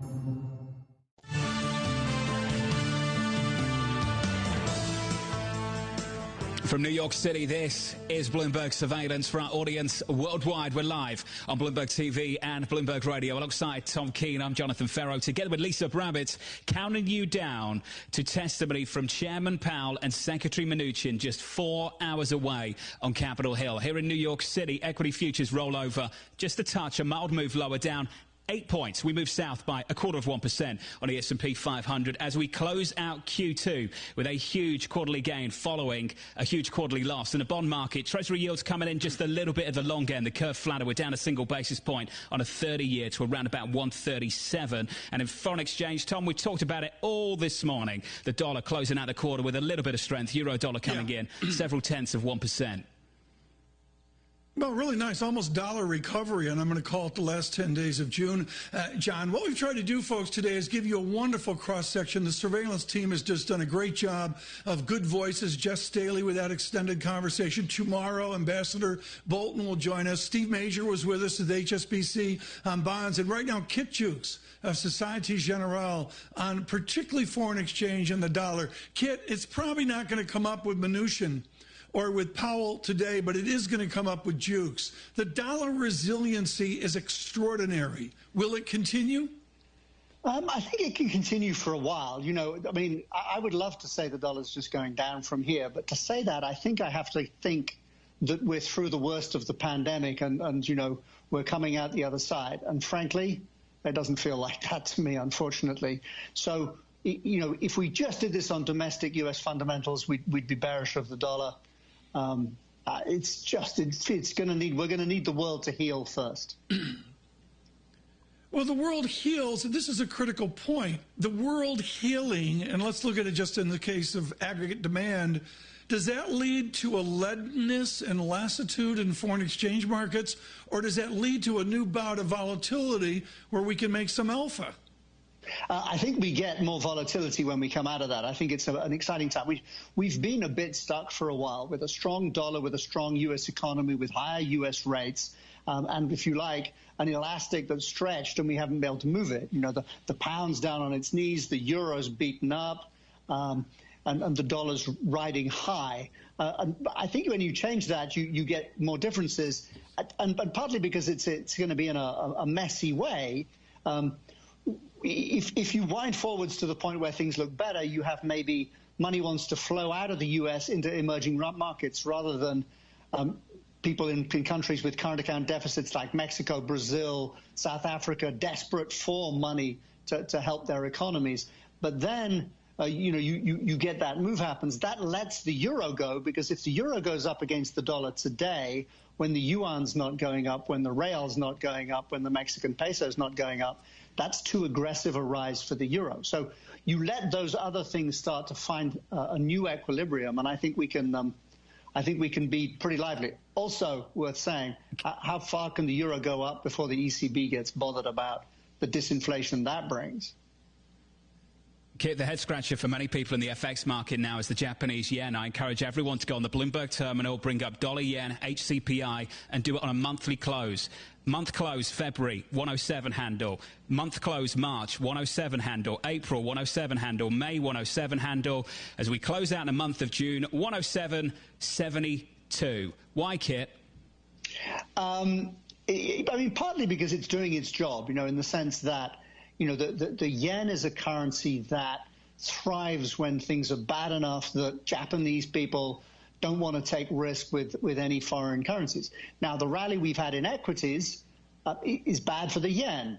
The fall we had in equities was good for the yen. They're all, you know, we haven't gone far enough. This is to some degree what's happening. We've also seen everybody have roughly the same policies in terms of yields have gone down, monetary policy's been eased, so we haven't gone far enough through it. I mean, I'll grant you, I find it frustrating as well. I take comfort from the fact that you should own yen if you think you're going to get significant further easing in monetary policy from the United States or the ECB because things get worse, because the yen is either going to be at 107 in 3, 6, 12 months' time, or it's going to be at 100. So, you know, it's still worth holding. But it tells you that actually at the moment the move has been between, you know, euro, dollar, yen are not far from where they started the year. It's the emerging market currencies and one or two others like sterling that have been beaten up. Okay, this is a big struggle for a lot of people. Last week we had all the reasons under the sun to see real risk aversion, and 10-year yields only came down 5 basis points. The limits of things like treasuries, the Japanese yen, in a downturn because of the moves we've already seen through much of this year. As you look out, most people come on this programme and talk about storm clouds through year-end into November and the election here in the United States. What can you own to hedge the risk that you're taking elsewhere? I would own yen for those storm clouds. That would be my currency choice, at least, because if I get those storm clouds, you know, it's a bigger conversation. But the Fed's next move, if it has to be, is going to be, without doubt, yield curve control or some variant of that makes things happen. So, because that's where we go further. That would be definitely encouraging for the yen. I might have the Swiss franc, another country where I think things are hard. I might have gold, because the only thing we can keep on doing is driving real yields lower and lower and lower to try to get some inflation back into the system. But I would also turn around and say, you know, who's got room to act on fiscal policy? And I would look at that. And finally, storm clouds are relative. We'll get more storm clouds in the West than they get in the East. So I want everything Asia relative to Europe and the Americas. I'm wondering, Kit, there's been this idea, it was floated in part by Stephen Roach, Yale professor, who's come out and said the U.S. is going to print a lot of money. The dollar is going to get debased dramatically versus international currencies, and that will be the paradigm going forward, leading to inflation. Do you buy into that theory at all? I struggle with the simple theory that we're going to print lots of money. I thought that actually Jonathan had Hugh Hendry on yesterday, and he was at least entertaining in the sense that central banks struggle to print money because you create money if there's demand from it from people who want to borrow money so that you grow bank balance sheets. And if you do enough irresponsible things with it, then maybe we can get some inflation. So I think it's a little simplistic that the Fed can just print money. But, I mean, let's be clear. If you get yield curve control in the United States into an economic uptick, you'll get a weaker dollar in the same way as the Japanese got a weaker yen in the fourth quarter of 2016. You know, so the U.S. can get the dollar weaker. The challenge for the U.S. is, would that really help the global economy create lots of inflation as opposed to helping the global economy grow a little bit? And I think, you know, in the end, to get real inflation into the system, we have to get past this excess of potential labor and of goods and of services in the world that's been with us for pretty much all my career, really, all whatever it is, 36 years of it so far. You know, it's not that easy. You print money in that sense. You might be able to send the S&P higher, but I don't know if you can get CPI inflation around the world moving that easily. Kit, this is so important. Are you saying that the yield curve is more instructive in terms of inflation and where the dollar goes than the deficit of the United States? I'm saying that both matter, but I'm saying that the yield curve is that if you're looking for the next piece of significant easing to try to get things, then anchoring the long end of the yield curve can potentially push up inflation expectations from there, in a sense that has more impact out. And again, if you want to view, though, in the way that money gets created by the system, you have to anchor short-term rates and let things happen, but create demand. What the U.S. has been successful with is, if I create easy fiscal policy at the same time as anchoring rates, I help create public sector demand for things. If I don't do that, which is the European disease, I have really cheap money that nobody wants because they can't do anything with it. And it ends up wandering around the financial system. And the banks can't do anything with it because they have flat curves. So you have to get some demand into the system. I mean, this is really important. John Farrow, jump in here. But Kit Hughes, you've been doing this for 36 years. That's longer than the last time Arsenal won. That's extraordinary. Arsenal have won twice since I last heard you on the TV. It is though. I was talking about the title, like the Premier League. Yeah, well, but that's 20 years, nearly, not even quite 20 years. So we're still going. We could get into a conversation about Tottenham's last title win, but that would be like painful. The Cubs. That would be like the Chicago Cubs. John Farrow? Hey, Kit, always great to catch up with you. Arsenal supporter, season ticket holder, Kit Dukes of SocGen, joining us out of North London. Kit, thank you very much. Tom, I'm very impressed. I said that about an hour ago. Your knowledge of our guests and their football teams never ceases to amaze me. The learning curve of the last few years has been very, very impressive, Tom. Well, it's easy when you're looking at the death of American sports. I think it's, again, John, amazing. But to the point that Mr. Jukes was talking about, John, all those empty seats, and what's so charming, are they giving all the money back to the ticket holders, some of the money? Is it league-wide? Is it nationwide? Kit Dukes informs me that he's had some of the money back from the games that he wasn't able to see, and some of the games, some of the money, and I believe other clubs have given some of the money back as a credit to use for your season ticket in the following year. So that's the sport dealt with. We've got to deal with the politics and this economy. Tom, you asked me yesterday if we've confirmed whether we have Larry Kudlow this coming payrolls Thursday. And Tom, yes, I can confirm just for you that we do. Thursday, 9:30, an hour after the payrolls report, we will be catching up with the National Economic Council Director. What do you want to hear, Tom? Well, I want to hear from Mr. Kudlow about fiscal policy. We'll hear that from Mr. Powell today, and Mr. Mnuchin. We won't touch on that, I'm sure, with John Bolton, but without question, John, you've got to go to Lawrence Kudlow on the urgency the president feels to get it going. That could be a key item for President Trump. Some important conversations coming up tomorrow with Mr. Bolton. Ambassador Bolton joining this programme at 8:30 Eastern. Then, on Thursday, after the payrolls report, we'll catch up with National Economic Council Director Larry Kudlow. Together with Lisa Bravitz and Tom Keane, I'm Jonathan Ferro with Equity Futures rolling over going into the opening bell. We're down 12 points to the S&P 500, call it 11, and down 1/3 of 1%. From New York City this morning, good morning. This is Bloomberg.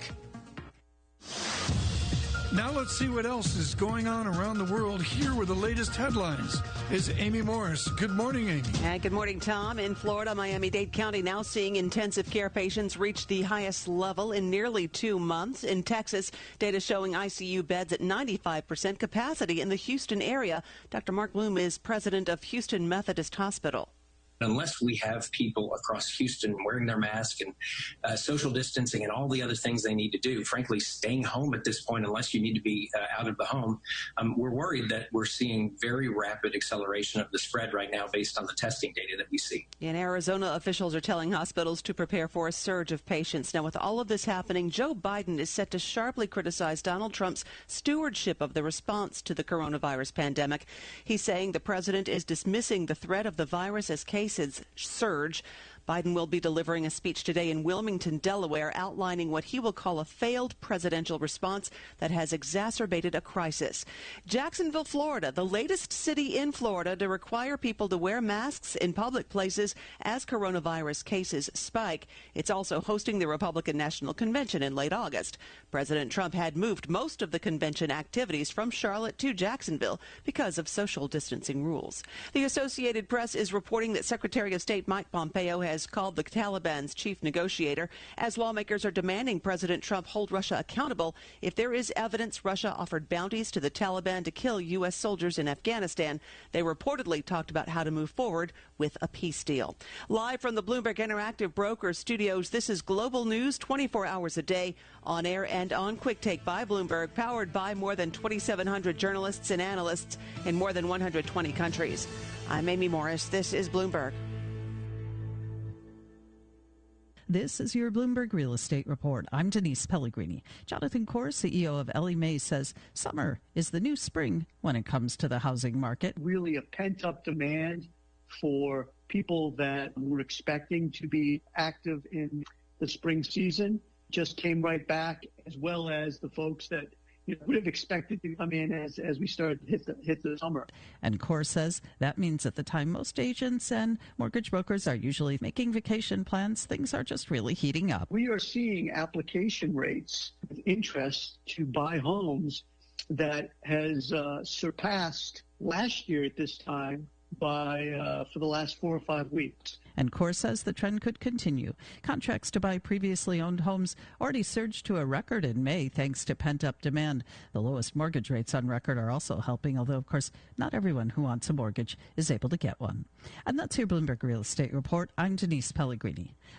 Jenny Liss, Jewish communal leader and philanthropist, talks about why she chose the Jewish Communal Fund for her family's charitable giving. For a lot of people, it would be the convenience factor. I don't have to track anything. If charitable giving is an important part of your life, JCF can help you organize your philanthropy with our donor-advised fund. A fund can be established with a minimum tax-deductible contribution of $5,000. Make grants to your favorite charities, and JCF handles all the administration and reporting. At the year end, our board awards community grants from fees and endowment income to UJ's annual campaign. We also make gifts to specific organizations, the elderly, Holocaust survivors, the hungry. The fact that we come together as a community at the end of the year to build community, that's what makes us different. Get better at giving back. To find out more about JCF's impact, visit jcfny.org and download the Giving Report. JCF, we have a gift for giving. Decisions. Clearing. Isn't it great? So much choice. But hey, listening to me on your desktop isn't getting anything done. You need to take this Tuesday afternoon by the scruff of the neck. Ignore this gloomy weather and carve your path to success, which begins just down the road in Southampton at Solent University. After 3 years here, you don't just get a degree. You get a ton of support, real-world experience and connections, and interview fuel. That's why we're in the top 25 for student satisfaction in the Complete University Guide. At Solent University, we're ready for the future. Apply now at solent.ac.uk/clearing.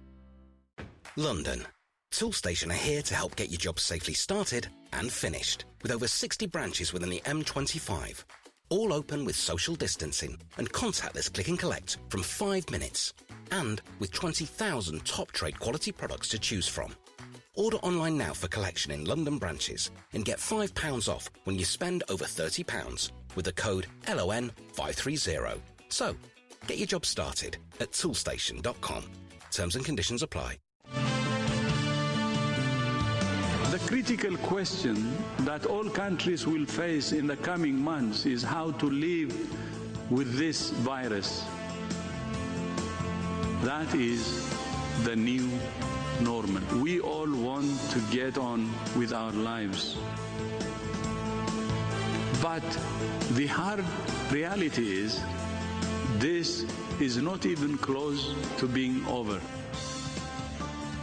The worst is yet to come. The WHO Director General there weighing in on the situation worldwide and the lack of coordination that continues to be an issue for many people and many organisations worldwide. From New York City this morning, good morning to you all. Alongside Tom Keane, together with Lisa Brammitz, I'm Jonathan Ferro. Tom, the drumbeat to Chairman Powell and Secretary Mnuchin continues. We will hear from them at 12:30 Eastern, a little bit later on Capitol Hill. And I'll be focusing on that at the top of the hour, counting you down to the opening bell on Bloomberg TV. PIMCO's Libby Cantrell will be joining us on what you need to look for. Not just today, not over the next 30 days, but through to November and beyond, Tom.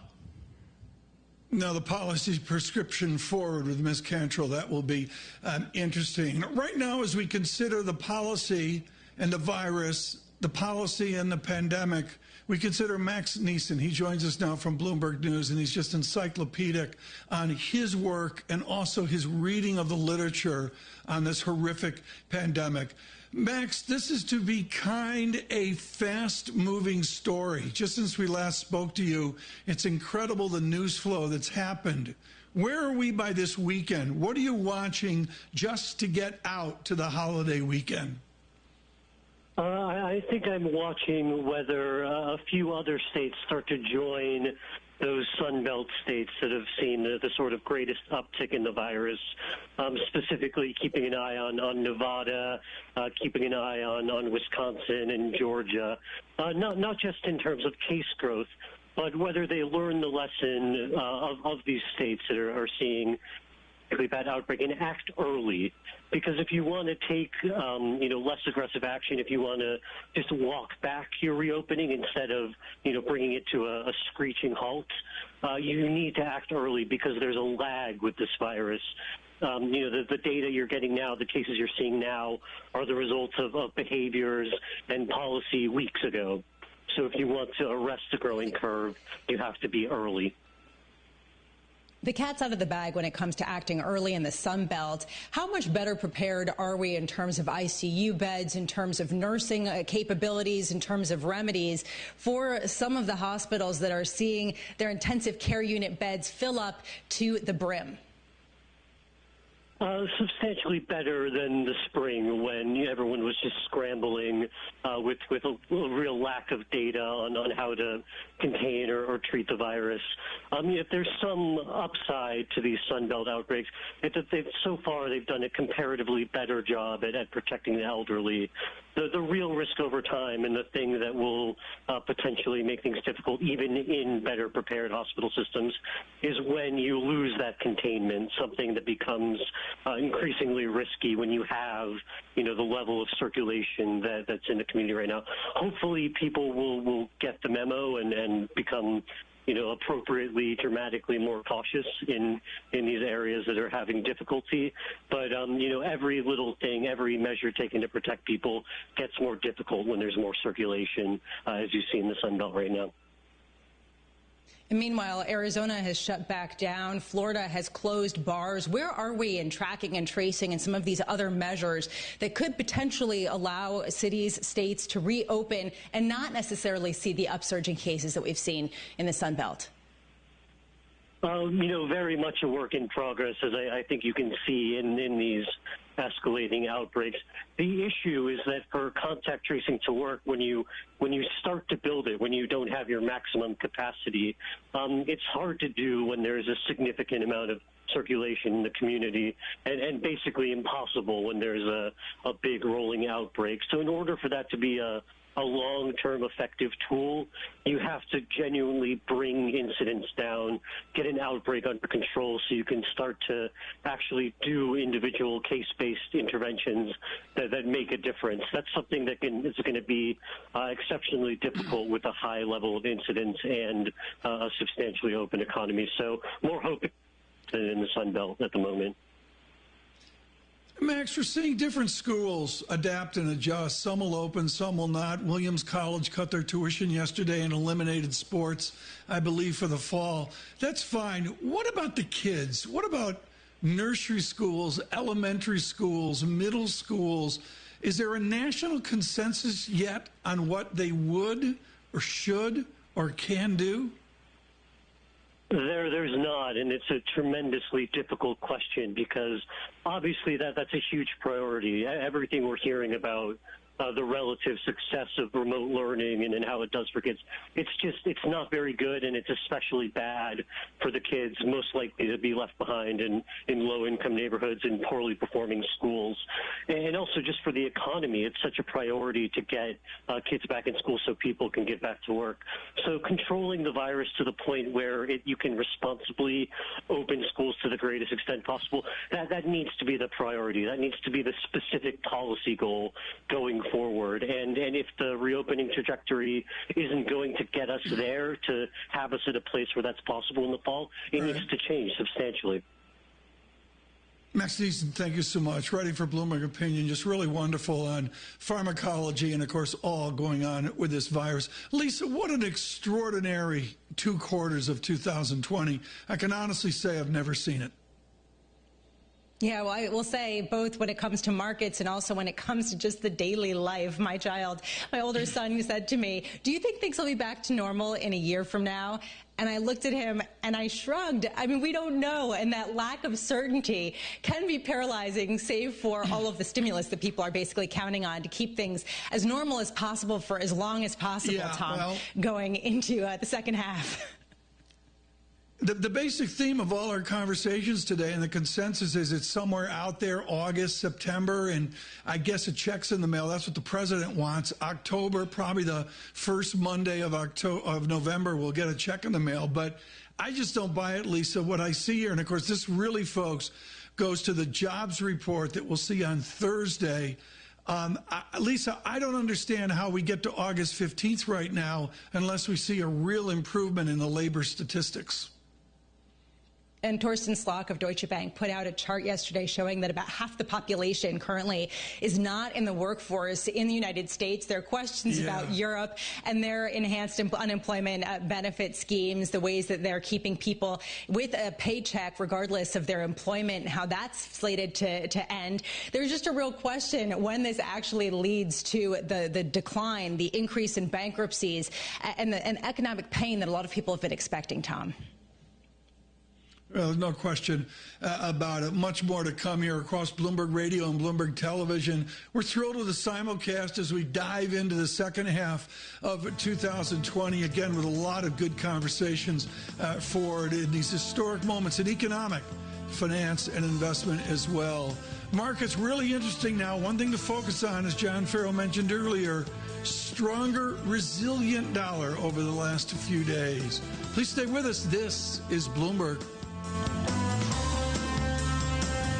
Hey, y'all, Jeff. Different adapts. Different overcomes. Different keeps moving. Different keeps thinking. Different stays connected. Different never stops dreaming. The University of Northampton invites you to a virtual open day for a taste of all the benefits of studying with us from this September. Search University of Northampton Virtual Open Days. It's the future, but different. The big Volkswagen event is now on. If you're after a new Volkswagen, we offer to pay your first 3 months finance payments and an additional £500 to £1,000 contribution to your deposit at 3.8% APR representative. Hello, sir. Do any take your fancy?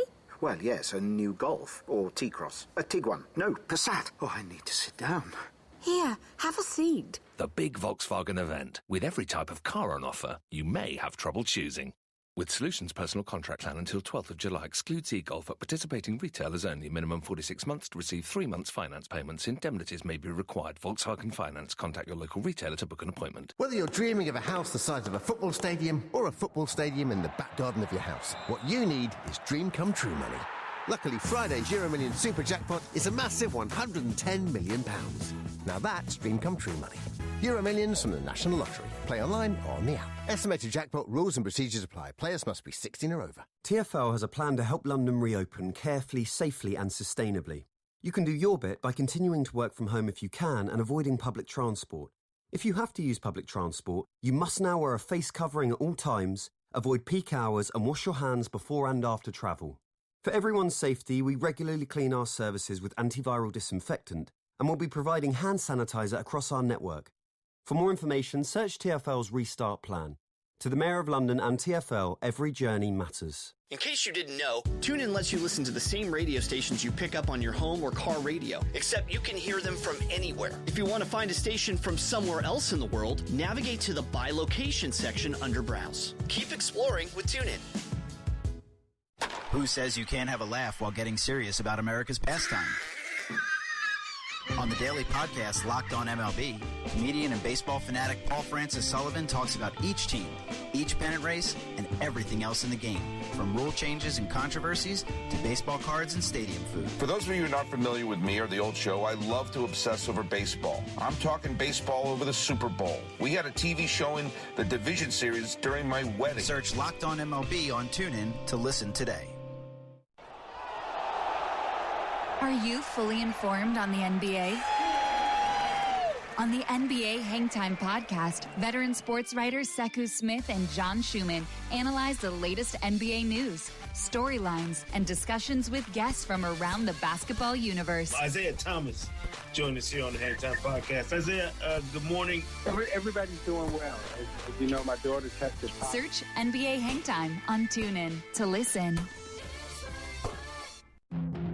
This week on the New Yorker Radio Hour, Hilton Knowles on the unrest that followed a police killing in his Brooklyn neighborhood more than 50 years ago.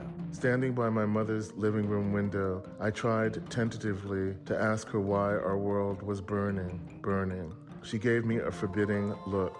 Boy, be quiet so you can survive, her eyes seemed to say. Hilton Knowles on the New Yorker Radio Hour from WNYC Studios. Listen to this episode on TuneIn today. right the first time. We always talk about the losers in a trade war. You benefit if you're just further away from China. So that you can too. What are the ramifications if she crumbles or doesn't crumble? Bloomberg Radio, the Bloomberg Business, Radio.com, and iHeartRadio apps, and BloombergRadio.com. Bloomberg, the world is listening. From the financial capital of the world, 24 hours a day at Bloomberg.com, on the Bloomberg Business app, and on Quick Take by Bloomberg. This is Bloomberg Radio. This is Bloomberg Surveillance Economics. A lot of us are still in a bit of a guessing game, trying to determine how severe the downturn will be. The only thing that can bring an end to the crisis is containing the disease. Finance. We are the one country where people depend on employment for health insurance in the middle of a health crisis. Investment. Real yield is a scarce asset these days. It's just unknowable, of course, where things are going. Bloomberg Surveillance with Tom Keene and Paul Sweeney on Bloomberg Radio. Good Tuesday morning from New York City and points beyond to our worldwide audience. U.S. openings are scaled back as key Sunbelt states see higher COVID-19 cases. U.S. equity futures point to a softer opening. Yields are steady with the 10-year Treasury yielding in the 0.62% range. The dollar moves modestly higher and crude oil pulls back to below the $39 a barrel. Let's get the latest on pre-market equity trading with Bloomberg Stocks editor Dave Wilson. Dave, what are you looking at this Tuesday morning? Well, even though the futures aren't looking so great, I mean, you are getting some pluses as far as earnings go. We'll start with Micron Technology, up 5.5% in early trading. The memory chip maker reported fiscal third-quarter profit and sales that surpassed analyst average estimates in a Bloomberg survey. Micron's fourth-quarter revenue forecast also beat projections. Then you have a maker of programmable chips, Xilinx, up 4.5%. Preliminary first-quarter results showed sales exceeded the company's forecast. Xilinx benefited from investment in chips for 5G wireless networks. You've also got a plus out of Conagra Brands. The shares are higher by 3%. The food maker's fiscal fourth-quarter earnings and revenue beat projections thanks to demand from consumers staying at home. Sales before deal-making and currency swings rose 21.5%, and Conagra expects another double-digit percentage increase this quarter. On the other hand, Boeing's down 3%. Norwegian Air Shuttle scrapped a deal to buy 97 of the company's planes, mostly 737 MAX jets. Now, Boeing rose yesterday by about 14.5% as it began test flights to show the 737 MAX is safe after a 15-month grounding, so giving back some of yesterday's gains. On the deal front, Uber Technologies up 3.5%. The owner of food delivery service Uber Eats is in talks to buy closely held rival Postmates, according to a person familiar with the discussions. Now, the Wall Street Journal reported that the deal may be valued at $2.6 billion. Lululemon Athletic is up 3%. The yogurt maker and retailer made its first ever acquisition. It's buying in-home fitness equipment maker Mirror for $500 million in cash. Mirror, okay. Mirror, absolutely. Well, you know, Paul, I got another one for you. It's right up your alley. Two pieces of John Malone's cable empire getting together. GCI Liberty is one of them. It's up 1.5%. The company agreed on terms of a proposed all-stock merger with Liberty Broadband. Haven't seen any trading in that company yet. That said, I mean, you're a step closer to a deal. It doesn't necessarily mean a deal is going to happen, but at least there's progress. Genworth Financial, on the other hand, one of the most active stocks in early trading, down 19%. The insurance and investment firm said it will take its U.S. mortgage insurance unit public and sell debt if a purchase by China Oceanwide is terminated. Now, the deadline for the deal was extended by 3 months to September 30th. The most active stock, Inovio Pharmaceuticals, down 13.5%. The drug developers lower after coming out with the first study results on their proposed COVID-19 vaccine. Bear in mind, Inovio more than doubled last week and rose 5.7% yesterday. So it's kind of a sell the news move, arguably, in early trading today. But people are buying the news when it comes to Landcadia Holdings 2. It's up 11%. This is a blank check company co-sponsored by casino executive Tillman Fertitta. It's higher for a second day after agreeing to buy one of Fertitta's companies, Golden Nugget Online Gaming. Landcadia, which is also co-sponsored by Jefferies, climbed yesterday by 43%. Yeah, Jeffries is all over those special purpose vehicle type things. We see them all in the marketplace. Bloomberg Stocks editor Dave Wilson, thank you so much. Well, as we see airlines beginning to add flights to try to get back into business, to get back into the sky, it calls into question the whole social distancing thing about security, getting patted down and wanded and, cramming into the security lines. So to get a sense of what's going on with the Transportation Security Administration, the TSA, we welcome Bloomberg Government Transportation reporter Courtney Rosen. So, Courtney, as I think about potentially boarding a flight later this summer, later this year, the TSA process doesn't seem like a social distancing appropriate process. What's the story there? So, good morning, first of all. And I would say, so TSA has some procedures in place to spread people out. They're having fewer touch points. They're putting up glass shields or plexiglass to separate passengers. But the core of the TSA process as we know it is not a socially distanced process at all. And so that's not really changed very much over the coronavirus period. And so as you're thinking about boarding a plane, it's really going to be critical to see how many passengers are showing up at airports and how TSA is handling it, because it's all going to matter of how many people are physically in the space at the checkpoints. So, Courtney, it seems like the TSA folks are really exposed here. You think about some of these first responders, the people on the front lines, whether it's healthcare or even if the folks that deliver your food to your door. The TSA folks are really exposed, aren't they? Yeah, so at this point, as of mid-June, we had 700 TSA officers test positive for the virus and about 5 that have passed away, unfortunately. And so, yeah, they're very high risk. And one of the things I would say that is part of that discussion is masks, which I know we're talking about in every aspect of our lives, not just air travel. But there's no federal standard at this point about wearing a mask through a TSA, through an airport, or on an airplane. And so some of the major airlines, we're talking JetBlue, United, American, Southwest, have put in rules that said if you're not wearing a mask, you cannot get on our plane. But there's been no federal standard that says across the board you've got to wear a mask through air travel. And the Trump administration has largely leaned out of that conversation. Courtney, I'm absolutely dazzled by this. I mean, every single person listening to this from sea to shining sea has the same question, or same statement, I should say. You've got to be kidding me. Those TSA statistics you just gave are appalling. That we had on the MTA head of the greater New York City area, his statistics are heartbreaking about the bus drivers, the subway people, et cetera, et cetera. My guess is on a percentage basis, TSA is worse. Now American Airlines tells us they're going to fly, pack the planes or whatever. Says who? Is anyone buying this? So when you say anyone buying it, I just would say the thing that sticks with me is that none of the federal agencies that have oversight over parts of our aviation system, the whole system, are weighing in on this. They've just kind of stood back and said, I don't get it. This is like serious injury to people. Witness, it's not a crazy question, and I think it turns back to the White House, which is they've not wanted to step in on this. And it's creating danger to not just passengers and TSA employees, but what about the people that have to show up to work inside an airport for financial reasons? Exactly. I mean, if you're the guy who cleans the bathroom or who works inside the airport, I mean, we're putting them at risk by not wearing a mask. Let's just start with first principles. And folks, I'm on some of the flight paths here, so I would say, Paul, there's like a few more planes in the sky. A few. Like 3. Yep. Yes. Are there more, Courtney, are there more planes? I mean, like a DFW or Atlanta or SFO, are there actually more planes flying?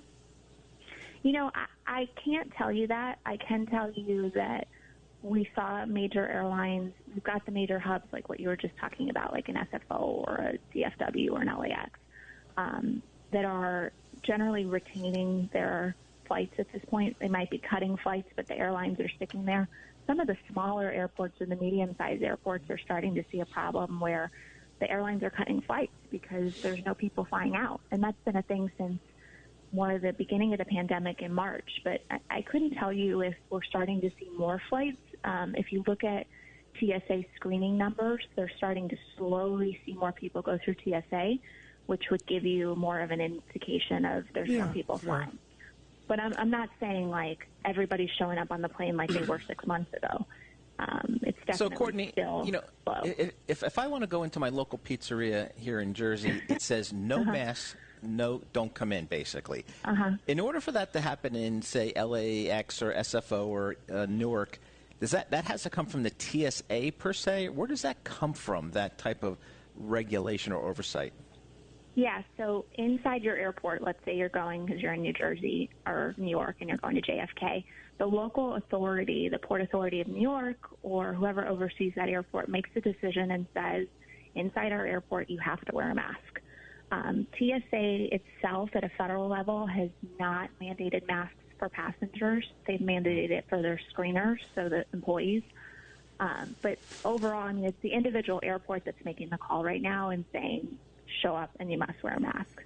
Tom, it just seems like there's crying out for some federal guidance here. Not oversight per se, but just some guidance. Like, again, if my local pizzeria can do it, I think the U.S., air hey, that's a travel concept. They could sell Paul Sweeney New Jersey pizza on the airplanes. The food would go, the quality of the food would go through the roof. Courtney, we run out of time. We got to do this again. This has been really informative and certainly hugely important to all of our listeners across this nation and worldwide as well. Courtney Rosen with Bloomberg Government.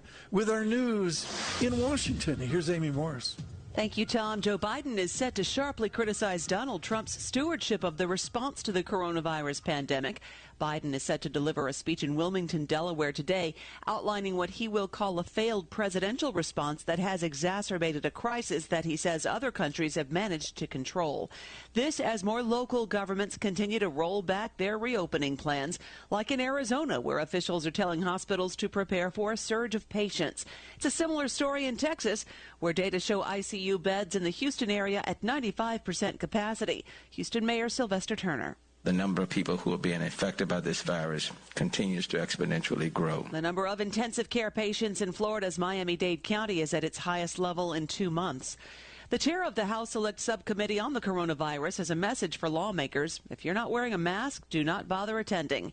Representative James Clyburn says he will not recognize any member in any subcommittee meeting or hearing unless that lawmaker is wearing a mask. Otherwise, they can participate remotely. President Trump, meanwhile, publicly shrugging off allegations that Russia offered bounties to kill American troops in Afghanistan. That's reignited some concerns that he may be more interested in preserving ties with the Kremlin than defending U.S. interests. Lawmakers from both parties are demanding the administration hold Russia accountable if there is evidence it happened. Google says it removed misleading ads targeting Americans looking for information about how to vote in the November election. Some of those ads charged fees for registering people to vote. Others would harvest user data for marketing purposes. Global news 24 hours a day, on air and on Quick Take by Bloomberg, powered by more than 2,700 journalists and analysts in more than 120 countries. I'm Amy Morris. This is Bloomberg. Tom and Paul. Amy, thanks so much. Let me do a data check here. Paul, jump in here. Futures negative 12. Dow futures negative 133. Ben Laidler, Paul, over at Tower Hudson, he really reaffirmed his affair with IT. He just said tech is leading. Tech will continue to lead. Tom, he didn't mince any words on that. Yeah, we're hearing that across the board. You think about the cloud and all the things as it relates to remote working, remote learning. It just kind of all points towards technology spending.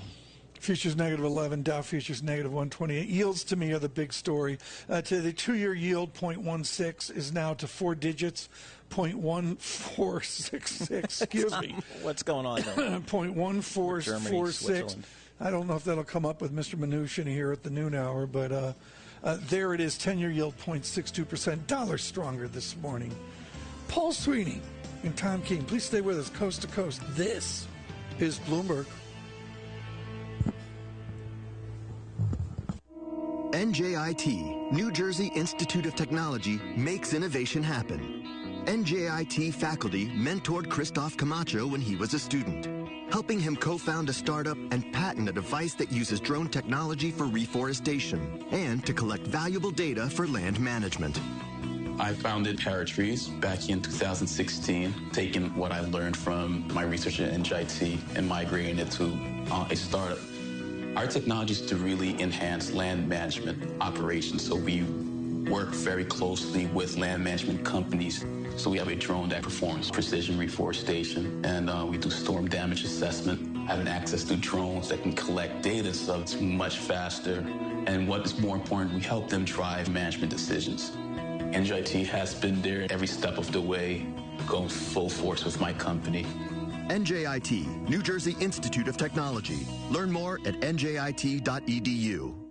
Asset managers who seize change to launch new strategies, add distribution channels, or exploit new technology to re-engineer the investor experience are often rewarded. However, in an industry paralyzed with complexity, few act with agility or decisively. Few run their businesses strategically, yet the most competitive managers in the market know with the right partner and a flexible operating system, you can. Go boldly toward change with SEI Investment Manager Services. I'm Steve Meyer, president of SEI's Investment Manager Services. At SEI, we understand the emerging forces that will define success for asset managers and what firms will need to compete tomorrow. That's why we continually optimize SEI's global operating platform. If your business requires greater agility, our advanced technology, integrated best-in-class systems, and multi-asset expertise can be your catalyst for business transformation. With SEI Investment Manager Services, you lead the charge in a competitive marketplace. Learn more at seic.com/seize change. Influential. At Honda, we've never looked to other car companies for inspiration. No, it's not a matter of an inflated ego. We just prefer listening to what people really need. For example, the new Honda Jazz Hybrid doesn't have the expected 6 airbags. It has 10, including one that prevents the driver and passenger from colliding with each other. And because we also listen to our conscience, all our safety features come as standard. No charge. Honda, the power of dreams. Decisions. Clearing. Isn't it great? So much choice. But hey, listening to me on your desktop isn't getting anything done. You need to take this Tuesday afternoon by the scruff of the neck. Ignore this rainy weather and carve your path to success, which begins just down the road in Southampton at Solent University. After 3 years here, you don't just get a degree. You get a ton of support, real-world experience and connections, and interview fuel. That's why we're in the top 25 for student satisfaction in the Complete University Guide. At Solent University, we're ready for the future. Apply now at solent.ac.uk/clearing. At Halfords, we're here to get you where you want to be. We fit car tyres for over 500,000 customers every year. We could fit yours at one of over 350 garages, or even on your driveway with our mobile experts, which means you can safely hit the road again and surprise that special someone. Happy birthday! From tyre fittings to MOTs, there really is no job too big or too small. Halfords, for life's journeys. News 24 hours a day at Bloomberg.com, the Bloomberg Business app, and on Quick Take by Bloomberg. This is a Bloomberg Business Flash. And I'm Karen Moscow, and U.S. stocks are falling, or futures are falling, the dollar rising, and concern that new coronavirus infections could slow the pace of business reopenings. We check the markets every 15 minutes throughout the trading day on Bloomberg. S&P futures are down about 11 points. Dow futures down 128, and NASDAQ futures down 25. The DAX in Germany is little change, down less than 0.1%. 10-year Treasury up 132nd, yield 0.62%, and the yield on the 2-year 0.14%. NYMEX crude oil is down 1.6% or 61 cents at $39.08 a barrel. COMEX gold is down 0.1% or $2.30 at $17.78.90 an ounce. The euro 1.1217 against the dollar. The yen 107.71. That's a Bloomberg Business Flash. Tom and Paul. Karen, thanks so much. Paul Sweeney and Tom Keene here on many different topics. And here halfway through the year, we're going to do what we've done every day since on the edge of March 23rd-ish, I'll put it, maybe a little bit before that, which is this pandemic. We have been so advantaged by so many good guests from Washington State, from the University of Washington, all the way over to London. Many, many good guests, but no one is committed to what we've done like the Johns Hopkins University. Here is Andrew Pekos. Well, the virus is always going to be with us here. Some of the efforts to drop down the number of cases by these public health interventions their purpose is to get the cases down to a level that can be managed with testing and contact tracing.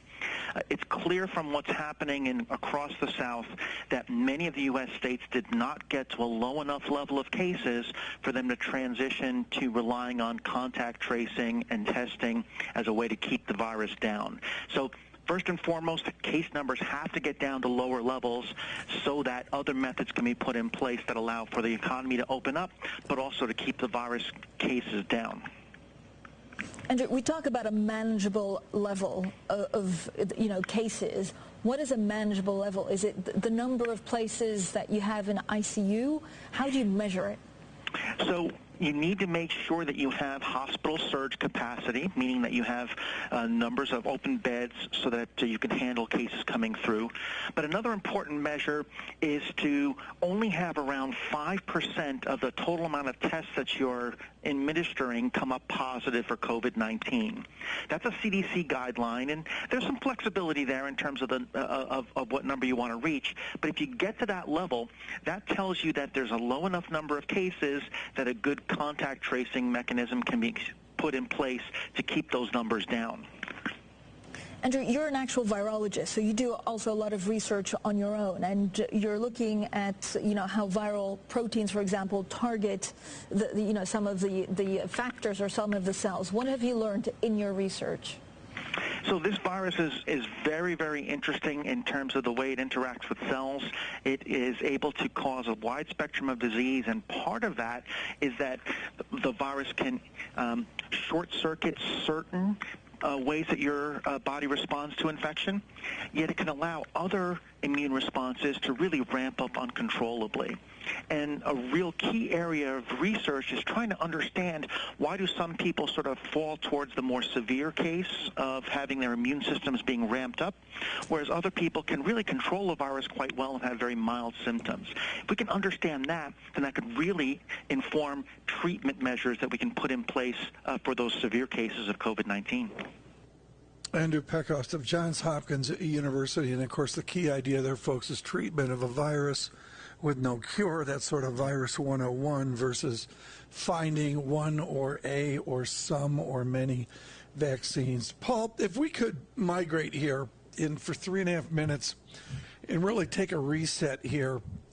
I believe what you do is you take the summer off, or the family does.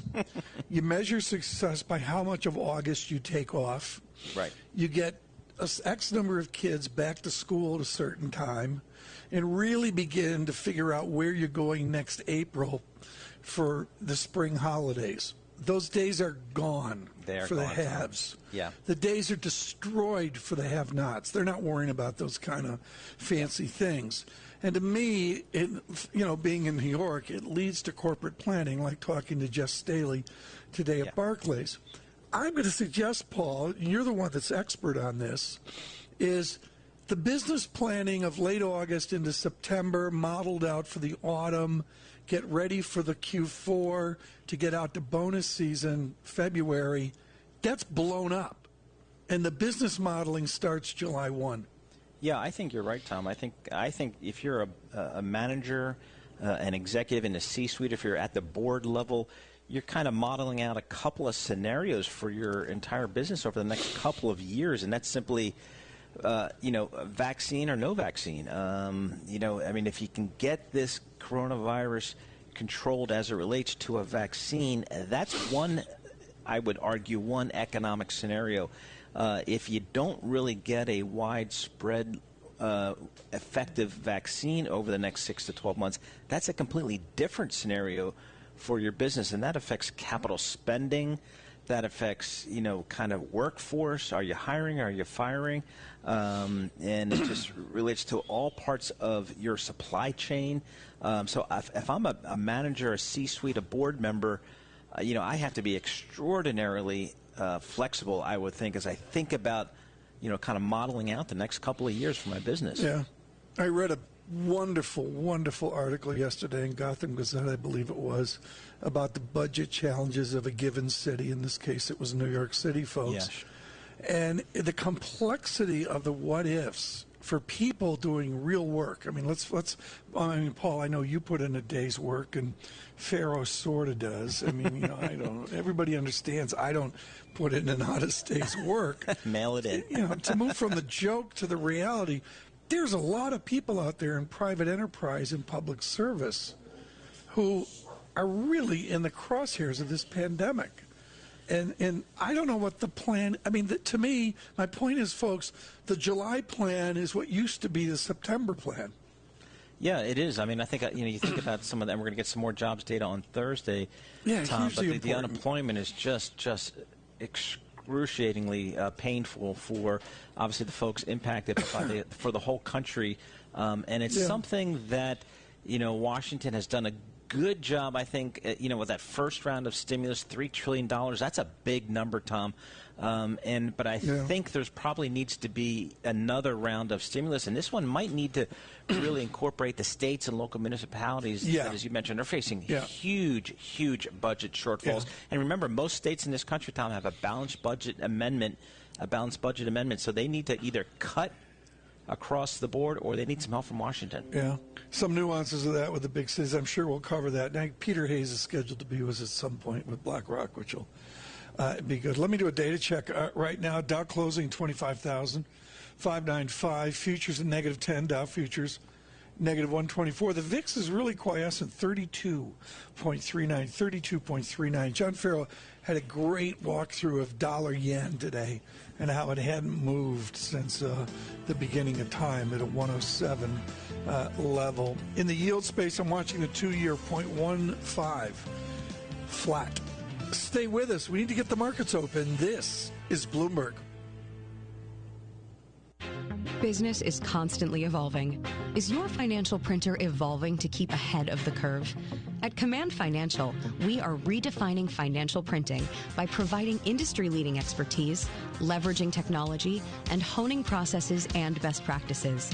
Every day, Command helps SEC registrants, as well as members of their working groups, including securities attorneys and investment bankers, prepare, file, and disseminate regulatory and disclosure documents, such as registration statements, M&A documents, and mutual fund prospectuses and reports.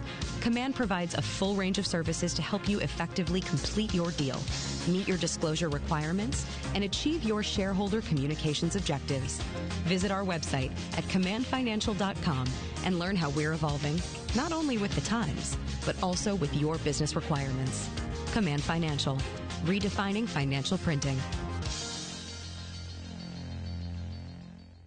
Imagine being denied an apartment because of your religion, or your race, or because you have children, or a disability. It's so wrong. Yes, but who has the power to stop this? You do. Each of us has the power. The law is on your side. It's illegal for landlords to discriminate because of race, color, religion, sex, national origin, disability, or familial status. If you suspect that you have experienced housing discrimination, file a complaint with HUD immediately so we can investigate it. Fair housing is your right. Use it. To learn more, visit hud.gov/fairhousing. That's hud.gov/fairhousing. Or call 1-800-669-9777. 1-800-669-9777. A public service message from HUD in partnership with the National Fair Housing Alliance. Different adapts, different overcomes, different keeps moving, different keeps thinking, different stays connected, different never stops dreaming. The University of Northampton invites you to a virtual open day for a taste of all the benefits of studying with us from this September. Search University of Northampton Virtual Open Days. It's the future, but different. At Halfords, we're here to get you where you want to be. Why not get road ready with a free car check worth £15 at all our stores and garages? With 25,000 weekly slots available at 700 locations, you can count on us to get you safely back on the road. Or even back beside the seaside. From MOTs to tyre fittings, there's no job too big or too small. Halfords, for life's journeys. In line with government guidelines, face coverings are now compulsory on public transport.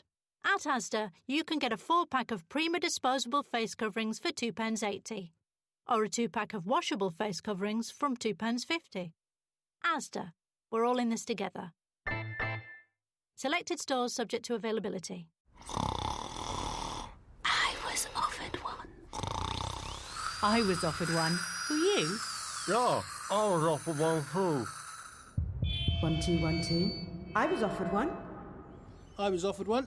Don't take our word for it. 9 out of 10 people said they were offered a great value deal with O2. Get yours today, in-store, online or by phone. I was offered one too. O2 Retail Exit Survey 309 of 348 agreed with the statement. O2 offered me a great value deal. For full verification, see o2.co.uk/terms. Broadcasting live from the Bloomberg Interactive Brokers Studio in New York. Bloomberg 1130 to Washington, D.C. Bloomberg 99.1 to Boston. Bloomberg 1061 to San Francisco. Bloomberg 960 to the country. Sirius XM Channel 119 and around the globe. The Bloomberg Business app and BloombergRadio.com. This is Bloomberg Surveillance. And good morning. I'm Karen Moscow along with Tom Keene and Paul Sweeney. And the opening bell is brought to you by SEI. Asset managers don't get results that are off the charts when their solutions are off the shelf. Learn how SEI's operating platform can turn infrastructure into a competitive advantage at SEIC.com/IMS. And the S&P 500 is lower at the open. It's down 0.1% or 3 points at 3049. The Dow Jones Industrial Average down 0.3% or 84 points to 25,510. And the NASDAQ little changed at 98.74. 10-year Treasury little change, yield 0.62%. The yield on the 2-year 0.14%. NYMEX crude oil down 1.6% or 66 cents at 39.04 a barrel. COMEX gold is down less than 0.1%, down 80 cents now at 17.80.40 an ounce. The euro 1.1223 against the dollar. The yen 107.65. Tom and Paul. Karen, thank you so much. It is a mid-year reset. It's the oddest of mid-year resets ever. There's no question about that. Paul Sweeney, feeling good. He's in the triple leveraged Amazon fund.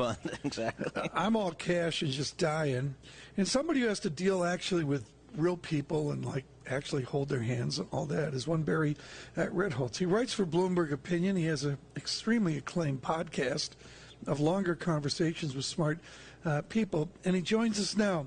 Barry, I want to talk about buy and hold to get things going, and that is for the Robinhood crew, hold is to get to lunch, and maybe, for some people, hold is 3 weeks. Maybe for some people, it's a year. The difference in holding something of quality for 10 years versus 20 years is absolutely stunning. Why don't more people do that?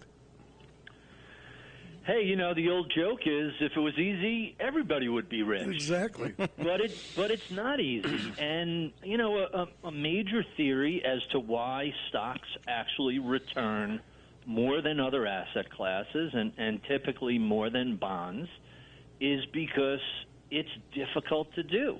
Volatility, drawdowns, the occasional market crash. If you're not a deep historian of market action, it's very easy to find a reason to sell. There's always a reason to sell. And what's so important here, Paul, pick it up here, is to go to the Bloomberg DVD screen, which is a dividend track record. Pick any blue chip. I mean, okay, forget about IBM. That's a train wreck. But pick any blue chip, even Anaconda Copper, throw a dart at it, and the dividend growth, Paul Sweeney, out 20 years or Ritz Holtze in 30 years is extraordinary. It is. And, it's interesting. Barry, I think, Tom and I, we kind of grew up in the world where, the thundering herd of Merrill Lynch or Smith Barney, or going back even to Payne Weber, they would say a model portfolio is 60% stocks, 40% bonds, a nice balance there between risk and, perhaps a little bit more caution is 60-40. What do you think the new balance is here with the rates where they are? So we've been in our portfolios running 70-30 for the past couple of years. But in the interview I did with Professor Jeremy Siegel of Wharton at University of Pennsylvania, one of the really surprising things he said was that given how low bond yields are, 75-25 is the new 60-40. And there definitely is something to that. He mentioned that the great bull market in bonds that got its start when then Federal Reserve Chairman Paul Volcker broke the back of inflation by raising rates so high that it basically caused a double-dip recession, we've enjoyed a 40-year bull market in bonds. To Professor Siegel, not only is that bull market in bonds dead and buried, you have probably seen not just the low for the cycle, but a generational low in yield, if not forever, to quote the professor, which was quite a shocking thing from a guy who doesn't like to make a lot of forecasts.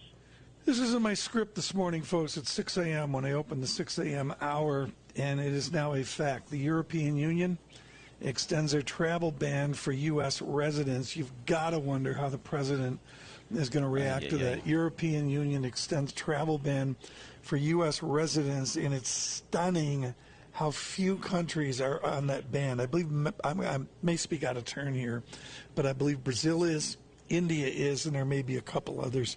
Russia. Thank you, Barry. Russia.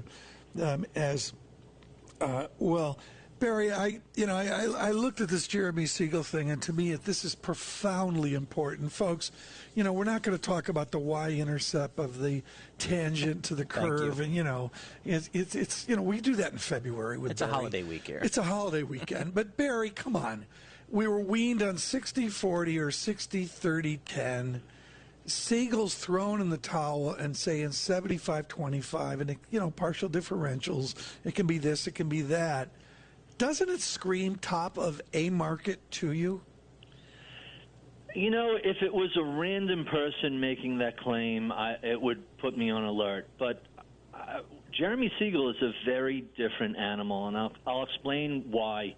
I spent much of the 2000s debating him on television and radio about when you have to pull in your horns and get more defensive, and you can't just buy and hold forever when you're on a track and a train is coming. You got to get off that track. And that was before the financial crisis.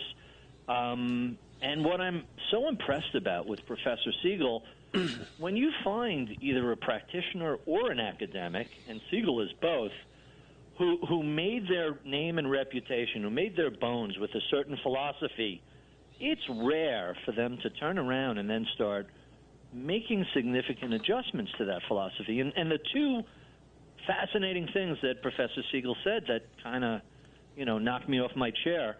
One was lower your expected return for equities. Stocks are pricey. He's not always a permabull. Remember in 2000, he had a very famous op-ed in the Wall Street Journal. Big cap tech is a sucker's bet. His timing was absolutely perfect.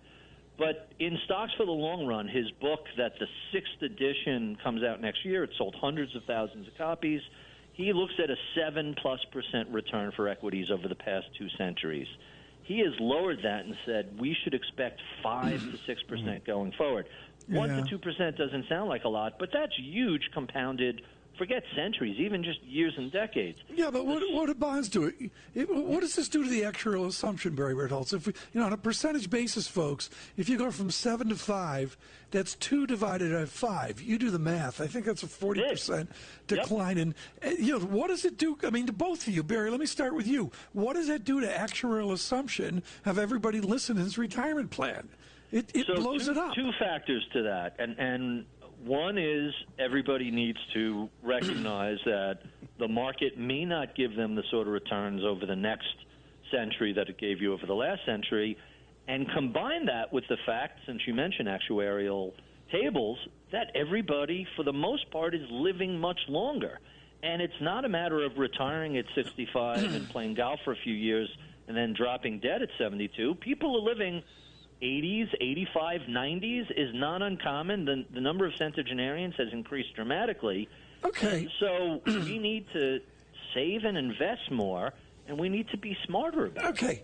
I'm taking over this show. Paul, let me go to you on this. Paul, let me go to you on this. When you have a boring food stock trading at an 18 or a 22 multiple, in the Ritholtz world, that's the new normal. According to Mr. Siegel, that's the new normal. I'm not used to that normal yet, Paul. I'm not used to that normal as well, Tom. And I mean, you take a look at the rates here, and that's, I think, explains a lot of it. Seeing how low rates are, that argues a couple things. One is you got to own more stocks, as Barry is suggesting. The 60-40 might be 75-25, and you have to stomach some higher multiples here to get any kind of returns. And that's why we talked at Damien Sassower so much, Tom. I'm wondering why you always have Damien on here on surveillance. And that's because Damien is one of the few people out there in emerging markets that can deliver potential returns to get us out of this lower for longer, lower, the 5% world as opposed to the 7% world. Barry, one more question then. How am I going to get used to owning for any length of time a 20 multiple, boring, growing 4% revenue growth food stock? I'm still not used to seeing that on the Bloomberg screen. If you look at the past century, the average valuation of the markets has crept up over time, and a lot of hand-wringing took place because of that.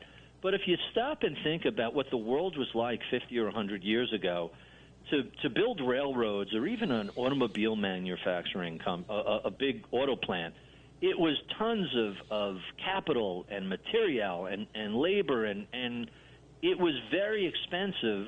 And so in order to generate any sort of reasonable return to attract capital, they had to sell for relatively cheap. Today, if it's a couple of founders, a few laptops, and Amazon Web Services, the scalability of that and how inexpensive it is for something to catch fire, arguably, and I hate to say it's different this time, but arguably rationalizes a somewhat elevated PE multiple. You combine that with ultra-low rates and no alternative to equities, a lot of factors have driven the average PE ratio of markets up over the past century.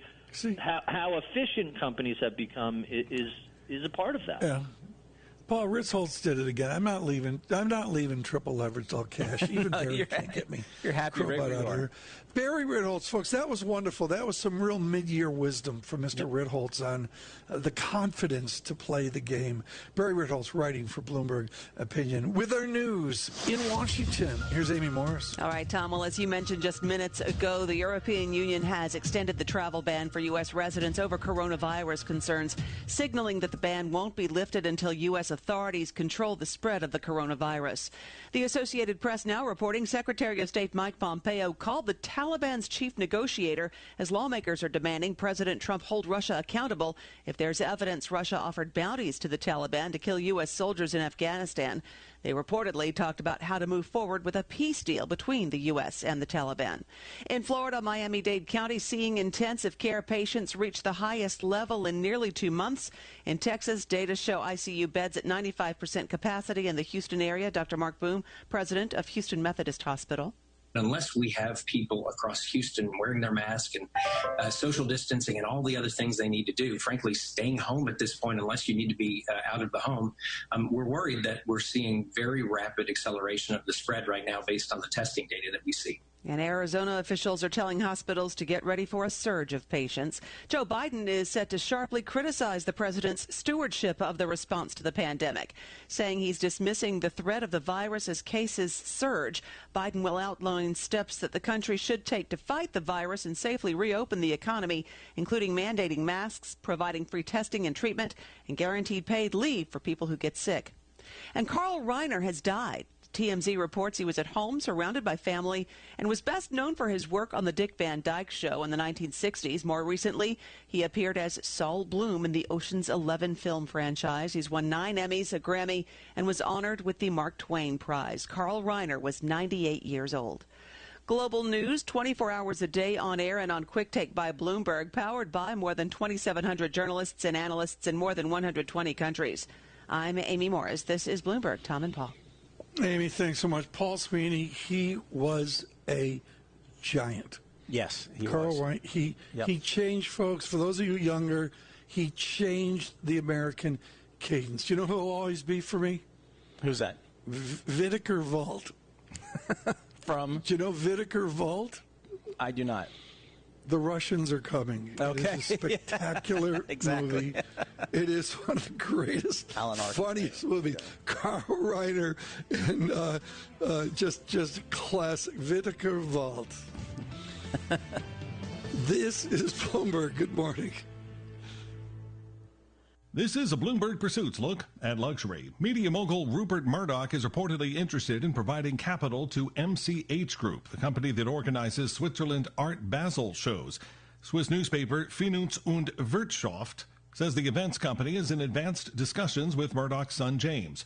With Art Basel and its flagship Basel World 2021 luxury timepiece trade show canceled, MCH has been especially battered by lockdowns and bans on public gatherings. The show in Basel, Switzerland drew 93,000 people last year. In other art news, painter Rudolf Stingel's brooding self-portraits and glittering abstractions used to be the must-have trophies for billionaires, celebrities, and investors. But now the star artist market has imploded after collectors have, quote, paid too much, according to a New York art dealer, Jeremy Larner. It's a stark reversal for one of the most commercially successful and sought-after living artists who, at his peak in 2017, earned $44.2 million at auction. I'm Ed Girote, Bloomberg Radio. Why do hedge funds and other alternative managers rely on Pershing for a highly personalized experience? Mark Alderati, a managing director at BNY Mellon's Pershing and head of Prime Services, explains. In today's fast-paced environment, where the only constants are change and volatility, you need a prime broker who's both steady and agile, focused on supporting your needs so that you can focus on growing your business and producing results. Exceptional client service and advocating for our clients is at the core of what we do. Our award-winning high-touch team is just one of the benefits of working with BNY Mellon. We help alternative investment managers create great experiences for their clients. Whether it's customized financing, securities lending solutions, platform access, or outsourced trading, BNY Mellon's Pershing is a prime broker who's committed to this business and dedicated to meeting your evolving demands. To learn more about the unique and industry-leading solutions for hedge funds and other alternative managers, visit Pershing.com. Pershing, LLC. Member FINRA, NYSE, SIPC. Global news. Decisions. Clearing. Isn't it great? So much choice. But hey, listening to me on your desktop isn't getting anything done. You need to take this Tuesday afternoon by the scruff of the neck. Ignore this gloomy weather and carve your path to success, which begins just down the road in Southampton at Solent University. After 3 years here, you don't just get a degree. You get a ton of support, real-world experience and connections, and interview fuel. That's why we're in the top 25 for student satisfaction in the Complete University Guide. At Solent University, we're ready for the future. Apply now at solent.ac.uk/clearing. Listen, that's a dream. Everyone has them, jingling away in the back of our minds. And most of the time, that's where dreams stay. So easy to ignore.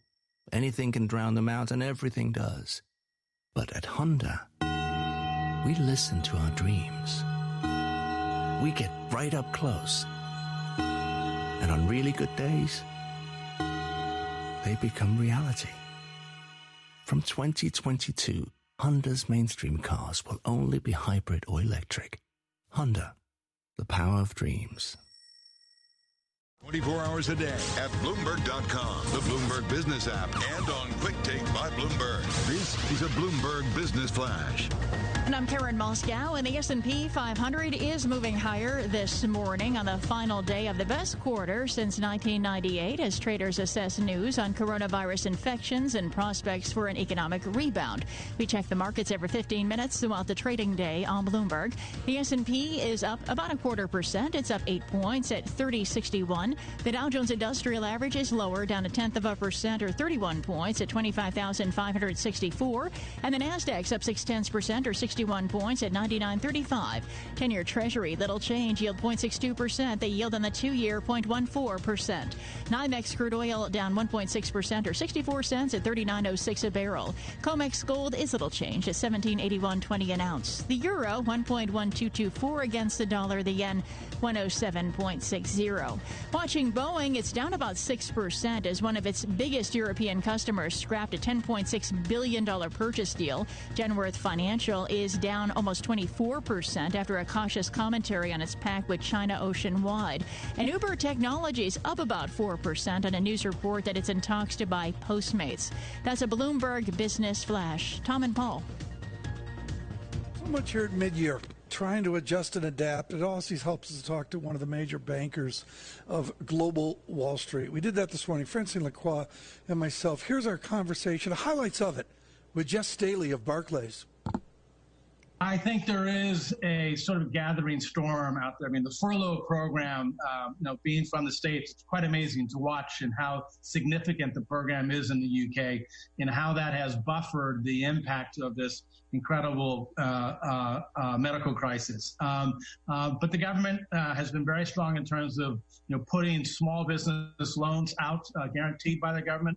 We ourselves have done over 200,000 small business loans in the last couple of weeks, about £6.5 billion, all the way to major commercial paper programs being bought by Her Majesty's Treasuries. And we've done over £10 billion of that type of lending as well. So the reaction has been quite strong. And what that has enabled us to do is, stay focused on the financial integrity of Barclays. Barclays being a very strong, highly capitalized bank is critical if we're going to play our role in helping the UK and the world recover from this virus. We were fortunate, Francine, we walked in with the highest level of capitalization in the history of Barclays, 13.8% capital to our risk-weighted assets, very liquid. So I think we had the strength of a very strong balance sheet and a profitable underlying business that hopefully we can be a firewall as we try to get through this economic crisis. Jess, if you look at the deterioration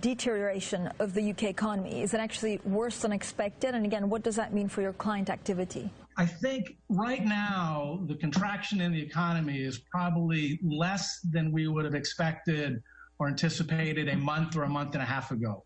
Spend has started to recover. It's not down nearly as much as it was a couple of months ago.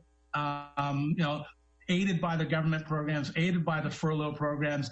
As you said, I do think there's a little bit of storm gathering. Once, we have 90,000 mortgage payment holidays out there. We've given payment holidays to our credit card holders. You've got the furlough program.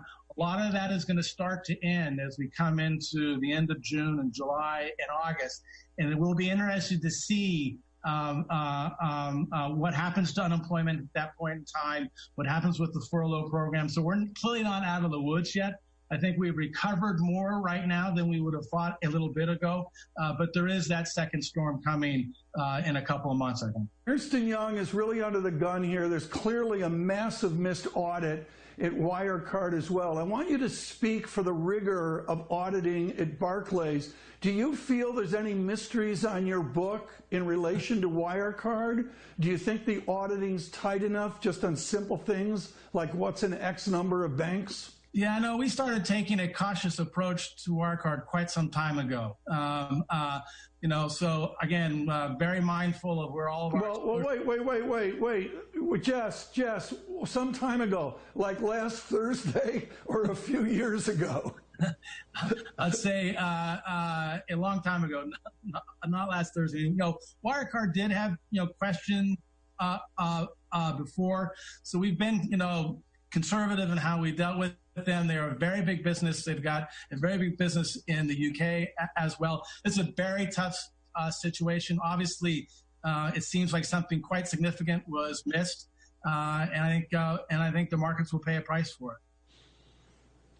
Mr. Staley there at Barclays with some humor over Wirecard, and he was so classy. I grilled him, Paul, on Hong Kong, and I said, "Look, HSBC this," and he was such a class act in saying, "Look, we're under huge." He implied we're under huge pressure here. We have to be very careful what we said, and he gave me the CEO answer, which was not much, but.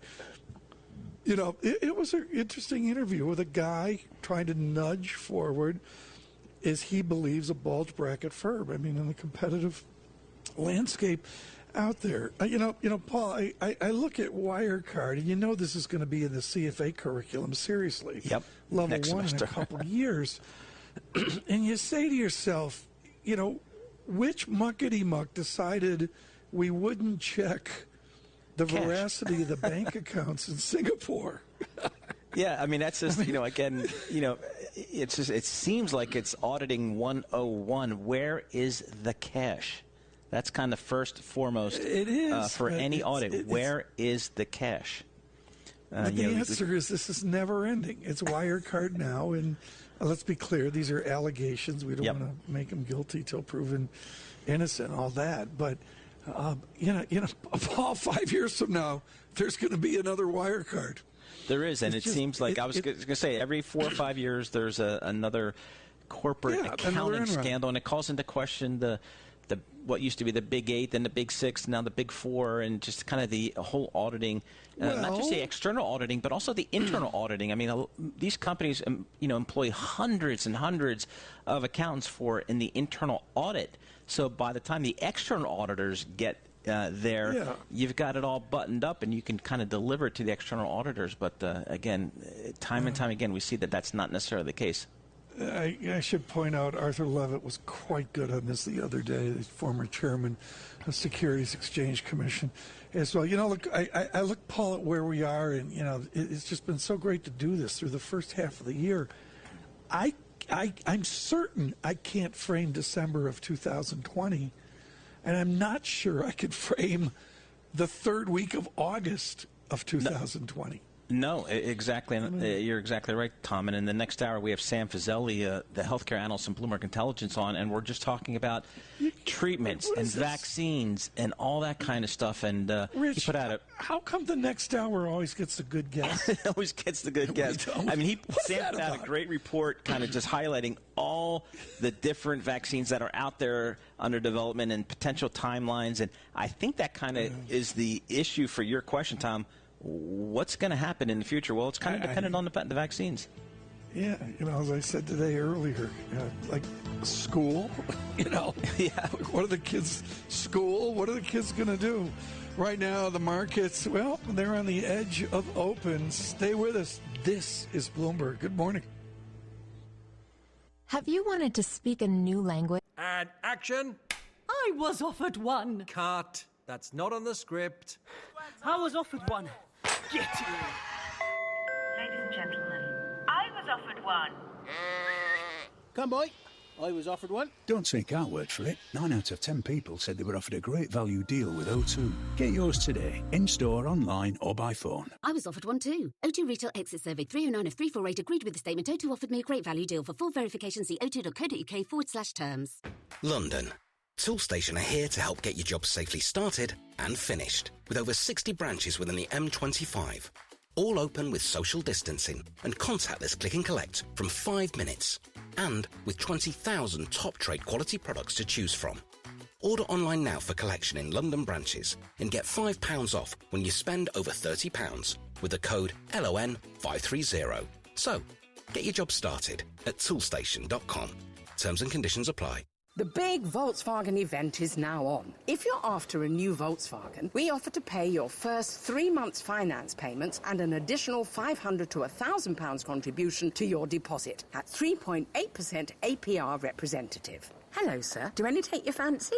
Well, yes, a new Golf or T-Cross. A Tiguan. No, Passat. Oh, I need to sit down. Here, have a seat. The big Volkswagen event. With every type of car on offer, you may have trouble choosing. With Solutions Personal Contract Plan until 12th of July. Excludes e-Golf at participating retailers only. Minimum 46 months to receive 3 months finance payments. Indemnities may be required. Volkswagen Finance. Contact your local retailer to book an appointment. Whether you're dreaming of a house the size of a football stadium or a football stadium in the back garden of your house, what you need is dream come true money. Luckily, Friday's Euro Million Super Jackpot is a massive £110 million. Now that's dream come true money. Euro Millions from the National Lottery. Play online or on the app. Estimated jackpot rules and procedures apply. Players must be 16 or over. TfL has a plan to help London reopen carefully, safely and sustainably. You can do your bit by continuing to work from home if you can and avoiding public transport.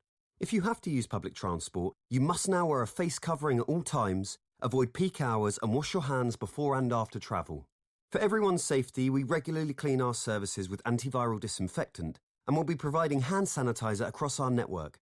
For more information, search TfL's Restart Plan.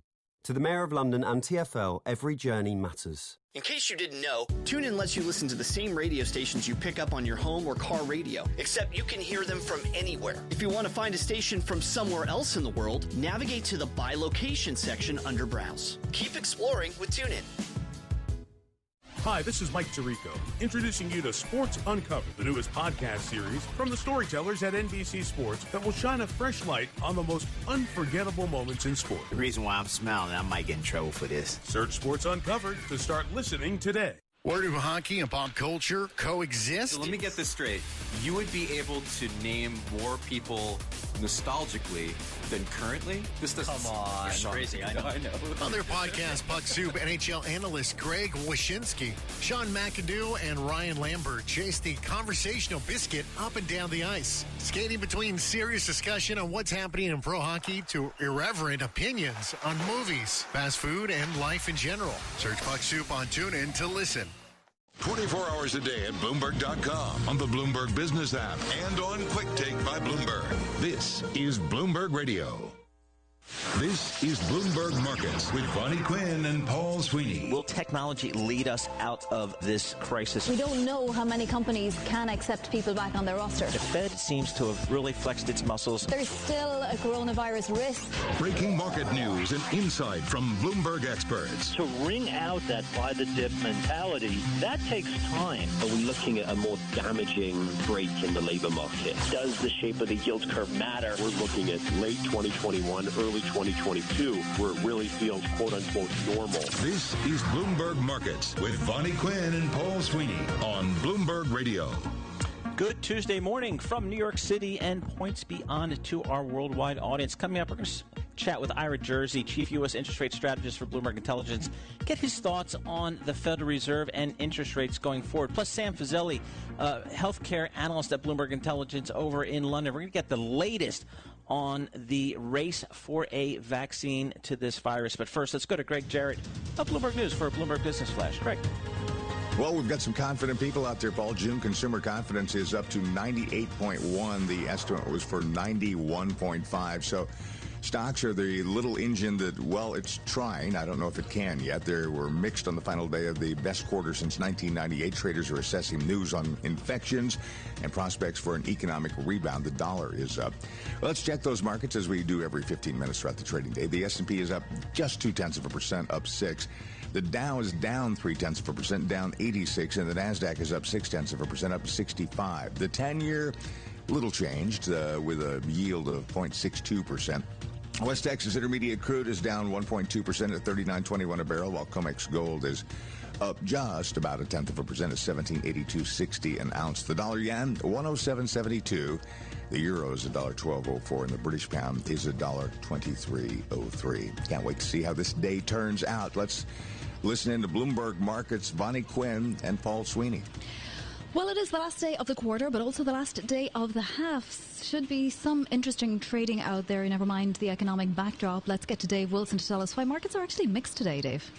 No, I mean, not a whole lot of direction. I mean, especially when you consider we're going to have the Treasury Secretary Steve Mnuchin and the Fed Chairman Jerome Powell appearing before Congress later today, and, we'll be carrying at least some of those remarks. And, look, I mean, we've gone from, having in the first quarter the biggest drop since 2008 to the second quarter, whereas Greg Jarrett mentioned, you're talking about the biggest gain since 1998. Investors have really been whipped around here, and now it becomes a question of how do things shake out? We know second quarter earnings are going to be downright awful. You're talking a 44% drop in profit for the S&P 500, according to the numbers we've compiled from analyst forecasts. But there's the anticipation that you get a second half rebound and that by next year, earnings growth returns. And there's a lot between here and there to get through. And, we're about 2 weeks away from starting to see second quarter results. So, given that we are at the end of the quarter here, I mean, not surprised to see trading sort of taking a pause and prices along with it. So, Dave, coming up, we're at the end of the June quarter here. So it means in a couple of weeks we're going to have earnings here. What should investors be thinking about as we go into this quarterly earnings season? Is it so much kind of what's going on now, or is it more about kind of what we hear from managements about what could happen in the back half of the year?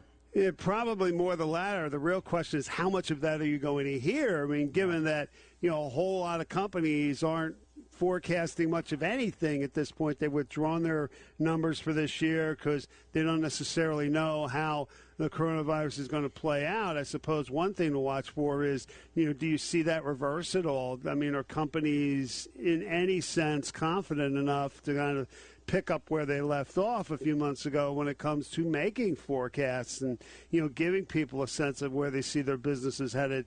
That will be something to watch. I mean, obviously, having a greater degree of certainty about where things might be headed would be a plus for investors, as opposed to kind of having to feel their way through, because, companies really aren't giving much in terms of what they see happening down the line. Several stories on our top page today, including New York City office space costing $89 for 4 hours with hotels struggling. We have the yield curve control bets are becoming more obvious in treasuries. And we have investors are questioning reopening plans. There are so many negative signals coming from the markets, and at the same time we continue to go higher, Dave. And strategists aren't in agreement. When will the next shoe drop? Consider what may happen during earnings reporting period. Like I say, 2 weeks away from seeing the biggest banks come out with results. That'll be a place to start. But, you mentioned the negatives in terms of what we're seeing in front of us. You have to look at the positives as well. I mean, you got some results late yesterday out of a couple of chip makers that were very well received, one of them being Micron Technology and the other one being Xilinx. And you talk about those two shares.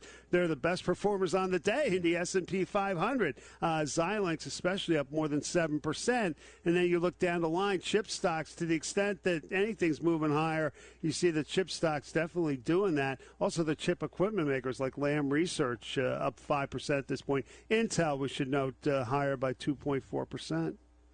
So, Dave, we've always kind of focused, I think, really, just over the last several months with this pandemic here, the sector that's really kind of been reflective of the virus has been some of those travel and leisure shares, including the airlines. And now as we get flare-ups in kind of some big markets like California, Texas, and Florida, are we seeing those shares once again kind of retreating? Yeah, they're stumbling off the stage, you might say, for the second quarter. When you look at what's down in the S&P 500, you see the cruise line owners, Carnival, Royal Caribbean, Norwegian, all off 3% or more.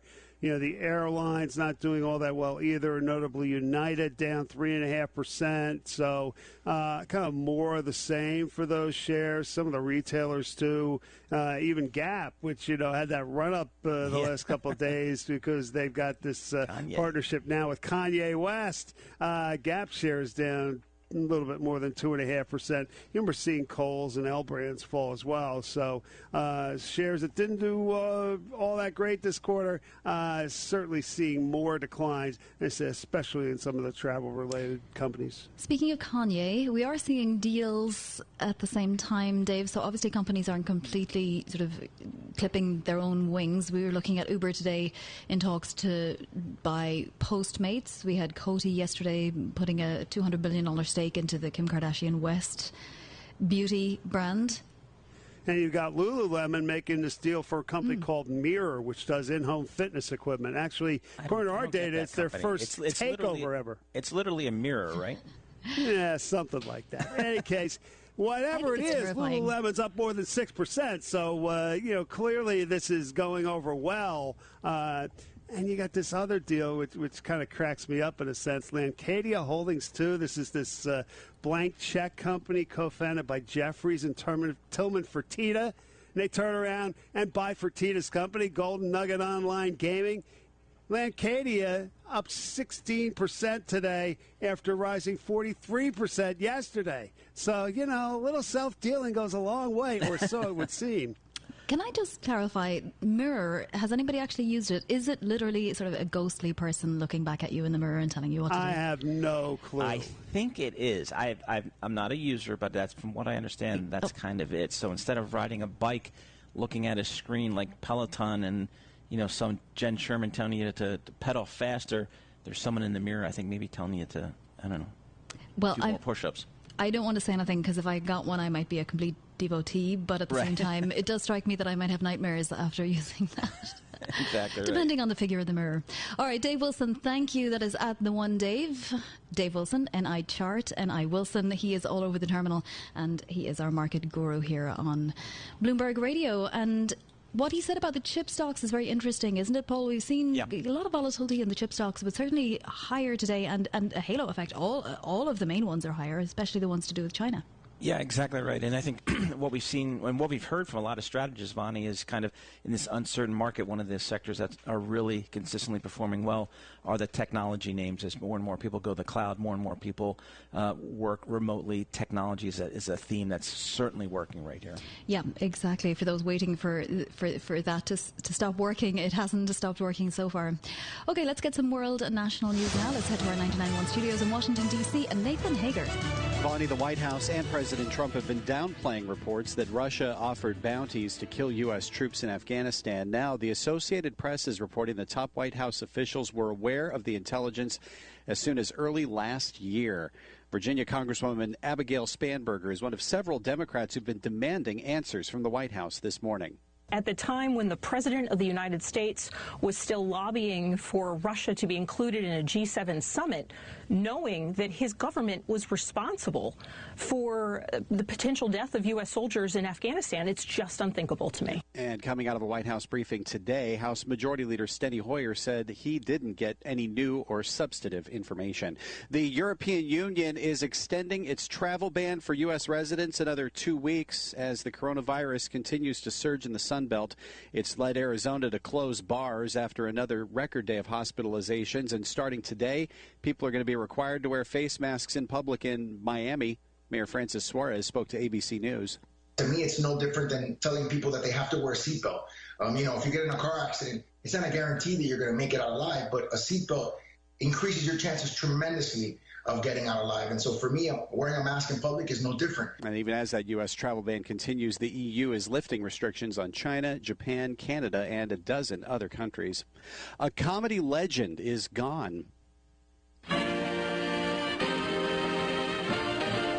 Carl Reiner created the Dick Van Dyke Show, won 9 Emmys for work dating back to the dawn of television, and, of course, was Rob Reiner's father. His assistant tells Variety he died yesterday in Beverly Hills at 98. Global news, 24 hours a day on air and on Quick Take by Bloomberg, powered by more than 2,700 journalists and analysts in more than 120 countries. People love a good story. They like it even better when that story is real. Is this something strange in the numbers? Paul Sweeney. That seems like a big miss to me. Vonnie Quinn. New funds getting started in order to take advantage of what might be a moment. Bloomberg Markets, weekday mornings at 10 Eastern. If Russia does throw this spanner in the works, what does it do to relations going forward? On Bloomberg Radio, the Bloomberg Business app, and BloombergRadio.com. How important is that statement there? Bloomberg, the world is listening. My mother was always very active and independent, and she was familiar with her neighborhood. But one day, she stopped at the stop sign for much longer than usual. She wasn't even really sure where she was at. It's important for you to talk to someone about it. I felt so much better after my son told me, Mom, we'll figure it out. When something feels different, it could be Alzheimer's. Now is the time to talk. Visit alz.org/ourstories to learn more. A message from the Alzheimer's Association and the Ad Council. Bloomberg and Eaton Vance are proud to present a Boston Pop salute to our heroes. This Independence Day, the fireworks won't take place, but the orchestra's 4th of July tradition will continue. The program will feature guest artists and new music paying tribute to the heroes of the current health crisis and honoring the memories of those we have lost. Watch and listen from home Saturday night starting at 8 p.m. Eastern, exclusively on Bloomberg Television and right here on Bloomberg Radio.